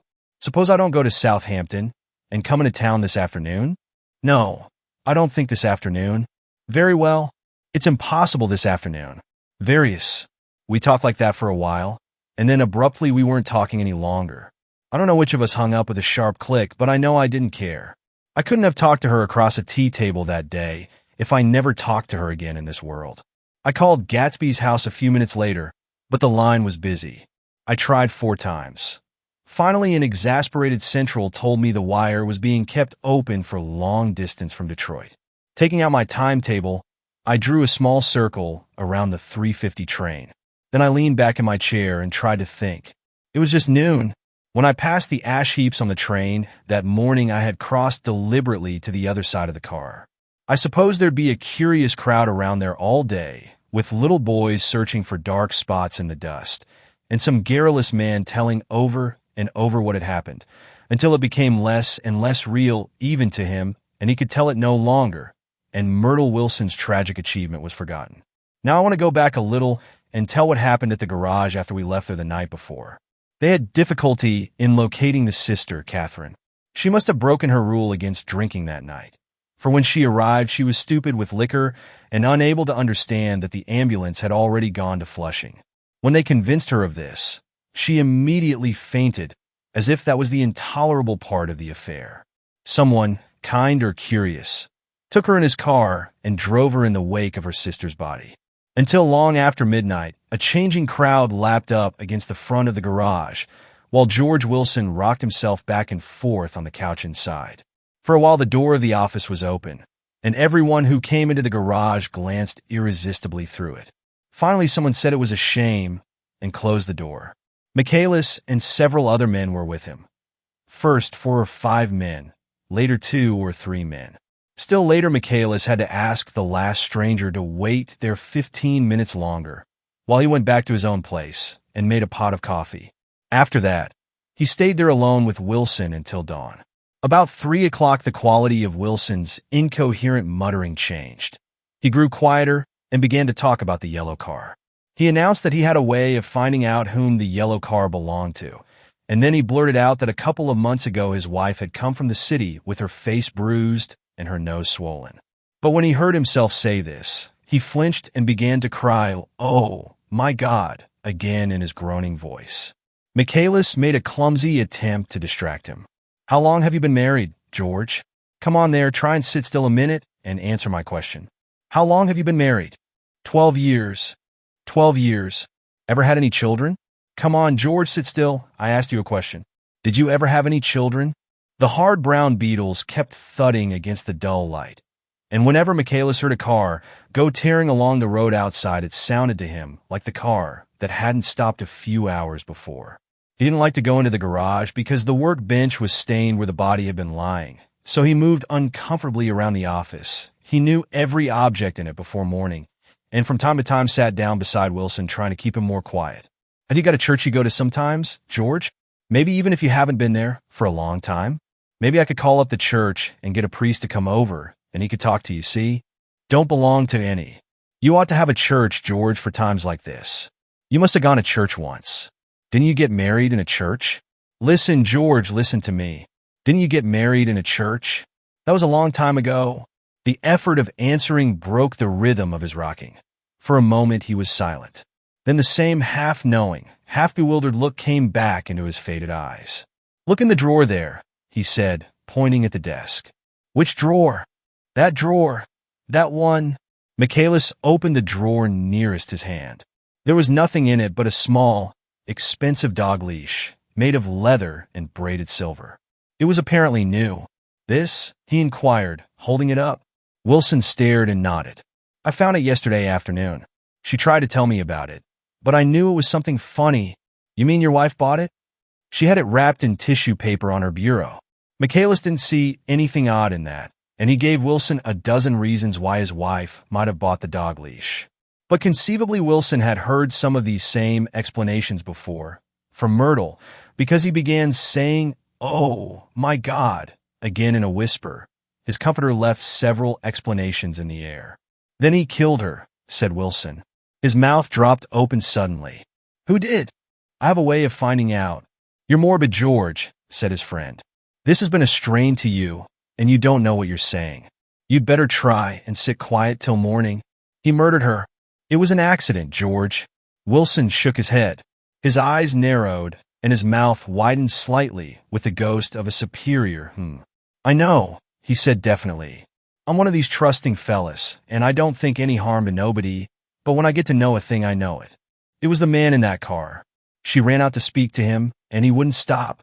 Michaelis had seen this too, but it hadn't occurred to him that there was any special significance in it. He believed that Mrs. Wilson had been running away from her husband, rather than trying to stop any particular car. How could she have been like that?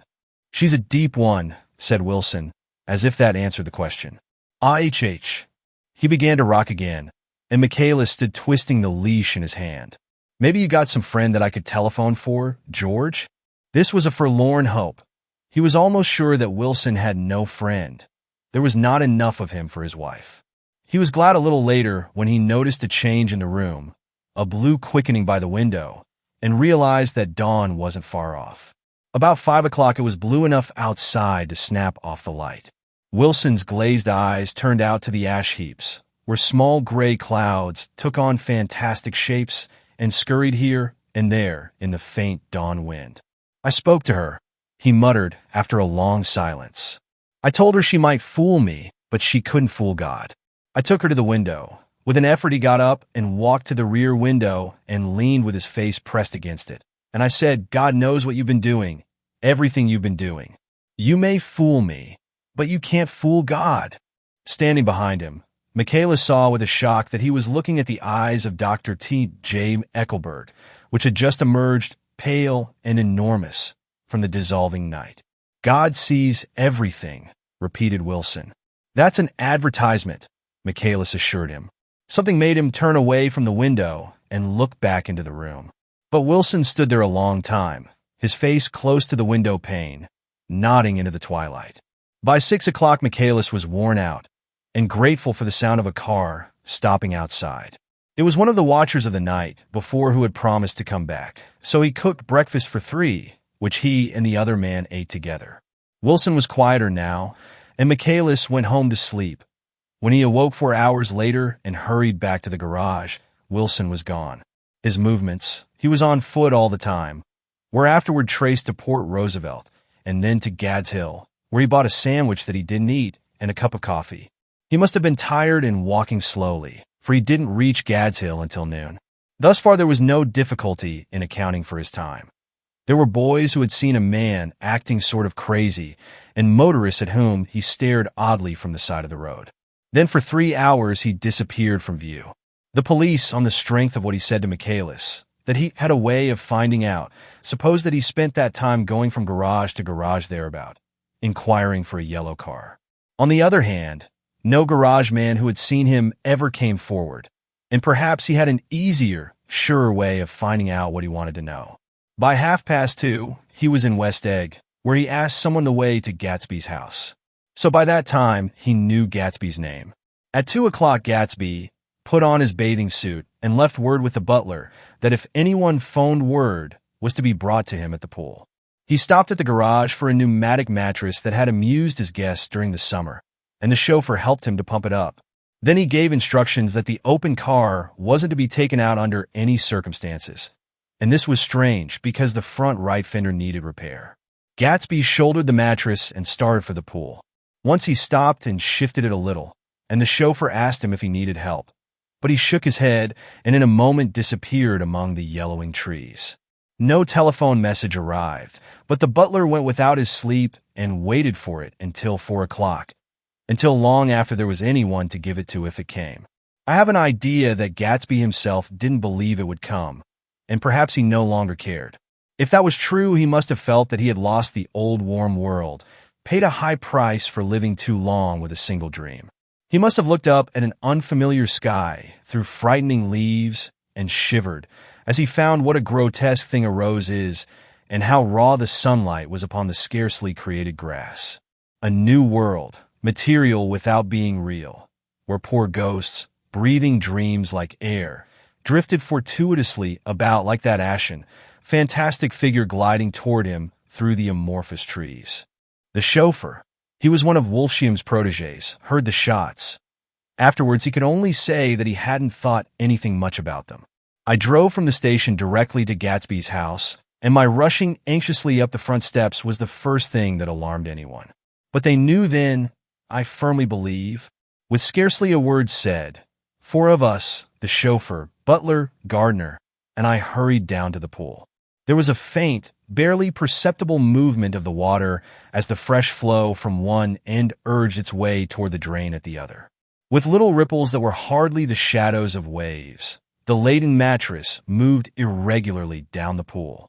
A small gust of wind that scarcely corrugated the surface was enough to disturb its accidental course with its accidental burden. The touch of a cluster of leaves revolved it slowly, tracing, like the leg of transit, a thin red circle in the water. It was after we started with Gatsby toward the house that the gardener saw Wilson's body a little way off in the grass, and the Holocaust was complete. Chapter 9. After 2 years, I remember the rest of that day, and that night, and the next day, only as an endless drill of police and photographers and newspapermen in and out of Gatsby's front door. A rope stretched across the main gate, and a policeman by it kept out the curious. But little boys soon discovered that they could enter through my yard, and there were always a few of them clustered open-mouthed about the pool. Someone with a positive manner, perhaps a detective, used the expression madman as he bent over Wilson's body that afternoon, and the adventitious authority of his voice set the key for the newspaper reports next morning. Most of those reports were a nightmare, grotesque, circumstantial, eager, and untrue.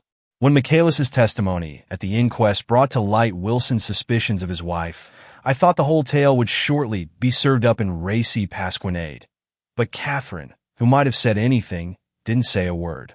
She showed a surprising amount of character about it, too.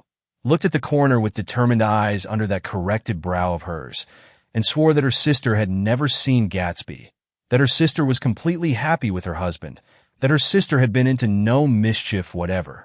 She convinced herself of it, and cried into her handkerchief, as if the very suggestion was more than she could endure. So Wilson was reduced to a man deranged by grief in order that the case might remain in its simplest form. And it rested there. But all this part of it seemed remote and unessential. I found myself on Gatsby's side and alone. From the moment I telephoned news of the catastrophe to West Egg Village, every surmise about him and every practical question was referred to me. At first I was surprised and confused. Then, as he lay in his house and didn't move or breathe or speak, hour upon hour, it grew upon me that I was responsible because no one else was interested. Interested, I mean with that intense personal interest to which everyone has some vague right at the end. I called up Daisy half an hour after we found him, called her instinctively and without hesitation. But she and Tom had gone away early that afternoon, and taken baggage with them. Left no address? No. Say when they'd be back? No. Any idea where they are? How I could reach them? I don't know. Can't say. I wanted to get somebody for him. I wanted to go into the room where he lay and reassure him. I'll get somebody for you, Gatsby. Don't worry. Just trust me, and I'll get somebody for you. Meyer Wolshiam's name wasn't in the phone book. The butler gave me his office address on Broadway, and I called information, but by the time I had the number, it was long after 5, and no one answered the phone. Will you ring again? I've rung 3 times. It's very important. Sorry. I'm afraid no one's there. I went back to the drawing room and thought for an instant that they were chance visitors, all these official people who suddenly filled it. But though they drew back the sheet and looked at Gatsby with shocked eyes, his protest continued in my brain. Look here, old sport, you've got to get somebody for me. You got to try hard. I can't go through this alone. Someone started to ask me questions, but I broke away and going upstairs looked hastily through the unlocked parts of his desk. He'd never told me definitely that his parents were dead. But there was nothing, only the picture of Dan Cody, a token of forgotten violence, staring down from the wall. Next morning, I sent the butler to New York with a letter to Wolshiam, which asked for information and urged him to come out on the next train. That request seemed superfluous when I wrote it. I was sure he'd start when he saw the newspapers, just as I was sure there'd be a wire from Daisy before noon. But neither a wire nor Mr. Wolshiam arrived. No one arrived except more police and photographers and newspapermen. When the butler brought back Wolshiam's answer, I began to have a feeling of defiance, of scornful solidarity between Gatsby and me against them all. Dear Mr. Carraway, this has been one of the most terrible shocks of my life to me. I hardly can believe it that it is true at all. Such a mad act as that man did should make us all think. I cannot come down now, as I am tied up in some very important business and cannot get mixed up in this thing now. If there is anything I can do a little later, let me know in a letter by Edgar. I hardly know where I am when I hear about a thing like this, and am completely knocked down and out. Yours truly, Meyer Wolshiam. And then hasty addenda beneath. Let me know about the funeral, etc. Do not know his family at all. When the phone rang that afternoon, and long distance said Chicago was calling, I thought this would be Daisy at last. But the connection came through as a man's voice, very thin and far away. This is Slagle speaking. Yes. The name was unfamiliar. Hell of a note, isn't it? Get my wire. There haven't been any wires. Young part's in trouble, he said rapidly. They picked him up when he handed the bonds over the counter. They got a circular from New York giving the numbers just 5 minutes before. What'd you know about that, hey? You never can tell in these hick towns. Hello? I interrupted breathlessly. Look here. This isn't Mr. Gatsby. Mr. Gatsby's dead. There was a long silence on the other end of the wire, followed by an exclamation, then a quick squawk as the connection was broken. I think it was on the 3rd day that a telegram signed Henry C. Gatz arrived from a town in Minnesota. It said only that the sender was leaving immediately and to postpone the funeral until he came. It was Gatsby's father, a solemn old man, very helpless and dismayed, bundled up in a long, cheap ulster against the warm September day. His eyes leaked continuously with excitement, and when I took the bag and umbrella from his hands, he began to pull so incessantly at his sparse gray beard that I had difficulty in getting off his coat. He was on the point of collapse, so I took him into the music room and made him sit down while I sent for something to eat. But he wouldn't eat, and the glass of milk spilled from his trembling hand. I saw it in the Chicago newspaper, he said. It was all in the Chicago newspaper. I started right away. I didn't know how to reach you. His eyes, seeing nothing, moved ceaselessly about the room. It was a madman, he said. He must have been mad. Wouldn't you like some coffee? I urged him. I don't want anything. I'm all right now, Mr. Carraway. Well, I'm all right now. Where have they got Jimmy? I took him into the drawing room, where his son lay, and left him there. Some little boys had come up on the steps and were looking into the hall. When I told them who had arrived, they went reluctantly away. After a little while, Mr. Gatz opened the door and came out, his mouth ajar, his face flushed slightly, his eyes leaking isolated and unpunctual tears. He had reached an age where death no longer has the quality of ghastly surprise, and when he looked around him now for the first time, and saw the height and splendor of the hall and the great rooms opening out from it into other rooms, his grief began to be mixed with an odd pride. I helped him to a bedroom upstairs. While he took off his coat and vest, I told him that all arrangements had been deferred until he came. I didn't know what you'd want, Mr. Gatsby. Gats is my name? Mr. Gats. I thought you might want to take the body west. He shook his head. Jimmy always liked it better down east. He rose up to his position in the east. Were you a friend of my boy's, mister? We were close friends. He had a big future before him, you know. He was only a young man, but he had a lot of brain power here. He touched his head impressively, and I nodded. If he'd have lived, he'd have been a great man. A man like James J. Hill. He'd have helped build up the country. That's true, I said uncomfortably. He fumbled at the embroidered coverlet, trying to take it from the bed, and lay down stiffly, was instantly asleep. That night an obviously frightened person called up and demanded to know who I was before he would give his name. This is Mr. Carraway, I said. Oh. He sounded relieved. This is Klipspringer. I was relieved too, for that seemed to promise another friend at Gatsby's grave. I didn't want it to be in the papers and draw a sightseeing crowd, so I'd been calling up a few people myself. They were hard to find. The funeral's tomorrow, I said. 3 o'clock, here at the house. I wish you'd tell anybody who'd be interested. Oh, I will, he broke out hastily. Of course I'm not likely to see anybody, but if I do, his tone made me suspicious. Of course you'll be there yourself. Well, I'll certainly try. What I called up about is... Wait a minute, I interrupted. How about saying you'll come? Well, the fact is, the truth of the matter is that I'm staying with some people up here in Greenwich, and they rather expect me to be with them tomorrow.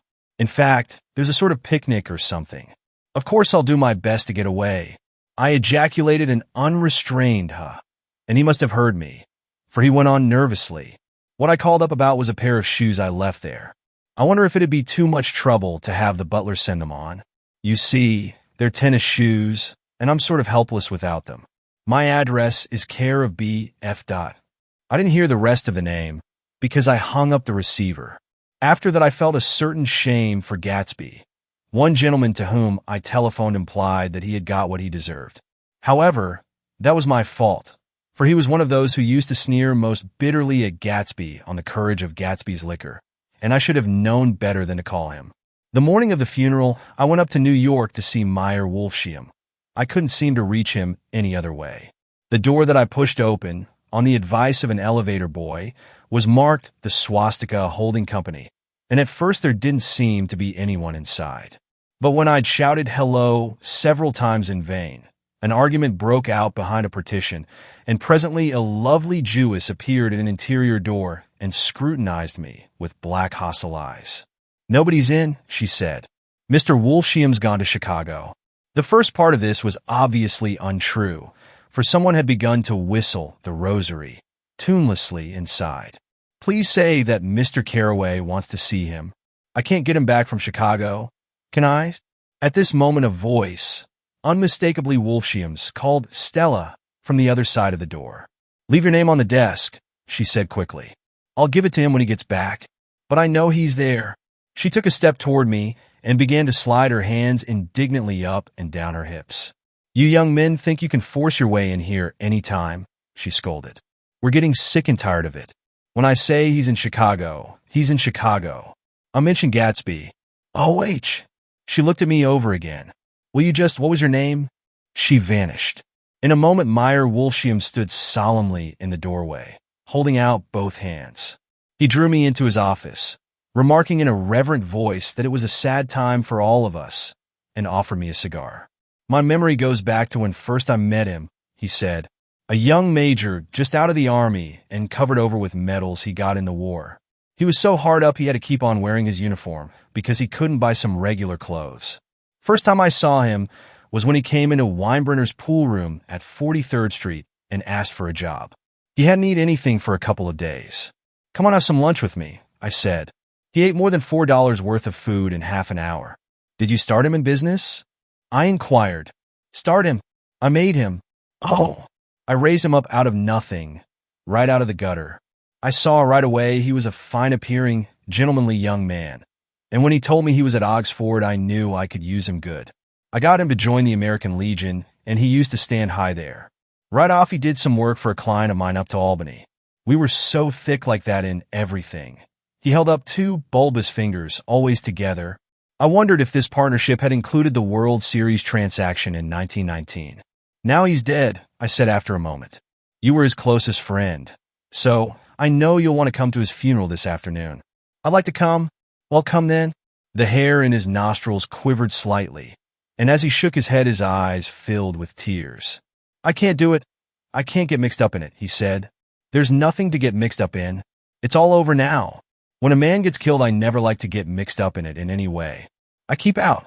When I was a young man, it was different. If a friend of mine died, no matter how, I stuck with him to the end. You may think that's sentimental, but I mean it to the bitter end. I saw that for some reason of his own, he was determined not to come, so I stood up. Are you a college man? He inquired suddenly.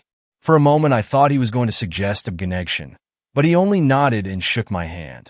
Let us learn to show our friendship for a man when he is alive and not after he is dead, he suggested. After that, my own rule is to let everything alone. When I left his office, the sky had turned dark, and I got back to West Egg in a drizzle. After changing my clothes, I went next door and found Mr. Gatz walking up and down excitedly in the hall. His pride in his son and in his son's possessions was continually increasing, and now he had something to show me. Jimmy sent it to me. I think it's a very pretty picture. It shows up well, very well. Had you seen him lately? He come out to see me 2 years ago and bought me the house I live in now. Of course, we was broke up when he run off from home, but I see now there was a reason for it. He knew he had a big future in front of him, and ever since he made a success, he was very generous with me. He seemed reluctant to put away the picture, held it for another minute, lingeringly before my eyes. Then he returned the wallet and pulled from his pocket a ragged old copy of a book called Hopalong Cassidy. Look here, this is a book he had when he was a boy. It just shows you. He opened it at the back cover and turned it around for me to see. On the last flyleaf was printed the word schedule and the date September 12th, 1906. And underneath, rise from bed 6 o'clock a.m. Dumbbell exercise and wall scaling 6:15, 6:30. Study electricity, etc. 7:15, 8:15. Work 8:30, 4:30 p.m. Baseball and sports 4:30, 5 o'clock. Practice elocution, poise, and how to attain at 5 o'clock, 6 o'clock. Study needed inventions 7 o'clock, 9 o'clock. General resolves, no wasting time at shafters or a name, indecipherable. No more smoking or chewing. Bath every other day. Read one improving book or magazine per week. Save $5, crossed out $3 per week. Be better to parents. I came across this book by accident, said the old man. It just shows you, don't it? It just shows you. Jimmy was bound to get ahead. He always had some resolves like this or something. Do you notice what he's got about improving his mind? He was always great for that. He told me I ET like a hog once, and I beat him for it. He was reluctant to close the book, reading each item aloud and then looking eagerly at me. I think he rather expected me to copy down the list for my own use. A little before 3, the Lutheran minister arrived from Flushing, and I began to look involuntarily out the windows for other cars. So did Gatsby's father. And as the time passed and the servants came in and stood waiting in the hall, his eyes began to blink anxiously, and he spoke of the rain in a worried, uncertain way. The minister glanced several times at his watch, so I took him aside and asked him to wait for half an hour. But it wasn't any use. Nobody came. About 5 o'clock, our procession of 3 cars reached the cemetery and stopped in a thick drizzle beside the gate. First a motor hearse, horribly black and wet, then Mr. Gatz and the minister and me in the limousine, and a little later 4 or 5 servants and the postman from West Egg in Gatsby's station wagon, all wet to the skin. As we started through the gate into the cemetery, I heard a car stop, and then the sound of someone splashing after us over the soggy ground. I looked around. It was the man with owl-eyed glasses whom I had found marveling over Gatsby's books in the library one night 3 months before. I'd never seen him since then. I don't know how he knew about the funeral, or even his name. The rain poured down his thick glasses, and he took them off and wiped them to see the protecting canvas unrolled from Gatsby's grave. I tried to think about Gatsby then for a moment, but he was already too far away, and I could only remember, without resentment, that Daisy hadn't sent a message or a flower. Dimly, I heard someone murmur, "Blessed are the dead that the rain falls on." And then the owl-eyed man said, "Amen to that," in a brave voice. We straggled down quickly through the rain to the cars. Owl Eyes spoke to me by the gate. "I couldn't get to the house," he remarked. "Neither could anybody else." "Go on," he started. "Why, my God. They used to go there by the hundreds." He took off his glasses and wiped them again, outside and in. "The poor son of a bitch," he said. "One of my most vivid memories is of coming back west from prep school and later from college at Christmas time. Those who went farther than Chicago would gather in the old dim Union Station at 6 o'clock of a December evening, with a few Chicago friends, already caught up into their own holiday gaieties, to bid them a hasty goodbye. I remember the fur coats of the girls returning from Miss This or That's, and the chatter of frozen breath and the hands waving overhead as we caught sight of old acquaintances, and the matchings of invitations. "Are you going to the Ordways? The Herseys? The Schultzes?" And the long green tickets clasped tight in our gloved hands. And last, the murky yellow cars of the Chicago, Milwaukee, and St. Paul Railroad, looking cheerful as Christmas itself on the tracks beside the gate. When we pulled out into the winter night and the real snow, our snow, began to stretch out beside us and twinkle against the windows, and the dim lights of small Wisconsin stations moved by, a sharp wild brace came suddenly into the air. We drew in deep breaths of it as we walked back from dinner through the cold vestibules, unutterably aware of our identity with this country for one strange hour, before we melted indistinguishably into it again. That's my Middle West. Not the wheat or the prairies or the lost Swede towns, but the thrilling returning trains of my youth, and the street lamps and sleigh bells in the frosty dark, and the shadows of holly wreaths thrown by lighted windows on the snow. I am part of that. A little solemn with the feel of those long winters, a little complacent from growing up in the Caraway house in a city where dwellings are still called through decades by a family's name. I see now that this has been a story of the West. After all, Tom and Gatsby, Daisy and Jordan and I, we're all Westerners, and perhaps we possess some deficiency in common which made us subtly unadaptable to Eastern life. Even when the East excited me most, even when I was most keenly aware of its superiority to the bored, sprawling, swollen towns beyond the Ohio, with their interminable inquisitions which spared only the children and the very old. Even then it had always for me a quality of distortion. West Egg, especially, still figures in my more fantastic dreams.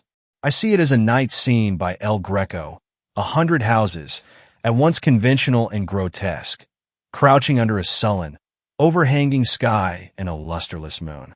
In the foreground, 4 solemn men in dress suits are walking along the sidewalk with a stretcher on which lies a drunken woman in a white evening dress. Her hand, which dangles over the side, sparkles cold with jewels. Gravely the men turn in at a house, the wrong house. But no one knows the woman's name, and no one cares.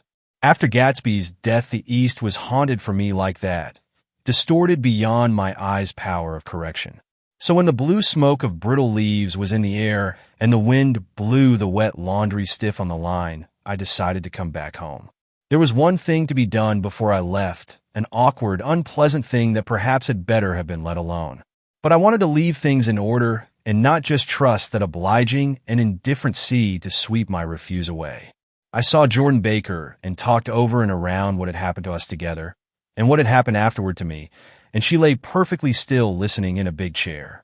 She was dressed to play golf, and I remember thinking she looked like a good illustration, her chin raised a little jauntily, her hair the color of an autumn leaf, her face the same brown tint as the fingerless glove on her knee. When I had finished, she told me without comment that she was engaged to another man. I doubted that, though there were several she could have married at a nod of her head, but I pretended to be surprised. For just a minute, I wondered if I wasn't making a mistake. Then I thought it all over again quickly and got up to say goodbye.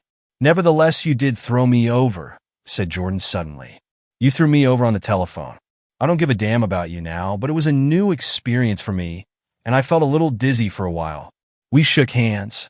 "Oh, and do you remember," she added, "a conversation we had once about driving a car?" "Why, not exactly. You said a bad driver was only safe until she met another bad driver? Well, I met another bad driver, didn't I? I mean, it was careless of me to make such a wrong guess. I thought you were rather an honest, straightforward person. I thought it was your secret pride. I'm 30, I said. I'm 5 years too old to lie to myself and call it honor. She didn't answer. Angry, and half in love with her, and tremendously sorry, I turned away. One afternoon late in October, I saw Tom Buchanan. He was walking ahead of me along Fifth Avenue in his alert, aggressive way, his hands out a little from his body as if to fight off interference, his head moving sharply here and there, adapting itself to his restless eyes. Just as I slowed up to avoid overtaking him, he stopped and began frowning into the windows of a jeweler's store. Suddenly, he saw me and walked back, holding out his hand. What's the matter, Nick? Do you object to shaking hands with me? Yes. You know what I think of you? You're crazy, Nick, he said quickly. Crazy as hell. I don't know what's the matter with you. Tom, I inquired, what did you say to Wilson that afternoon? He stared at me without a word, and I knew I had guessed right about those missing hours. I started to turn away, but he took a step after me and grabbed my arm. I told him the truth, he said. He came to the door while we were getting ready to leave, and when I sent down word that we weren't in, he tried to force his way upstairs. He was crazy enough to kill me if I hadn't told him who owned the car. His hand was on a revolver in his pocket every minute he was in the house. He broke off defiantly. What if I did tell him? That fellow had it coming to him. He threw dust into your eyes just like he did in Daisy's, but he was a tough one.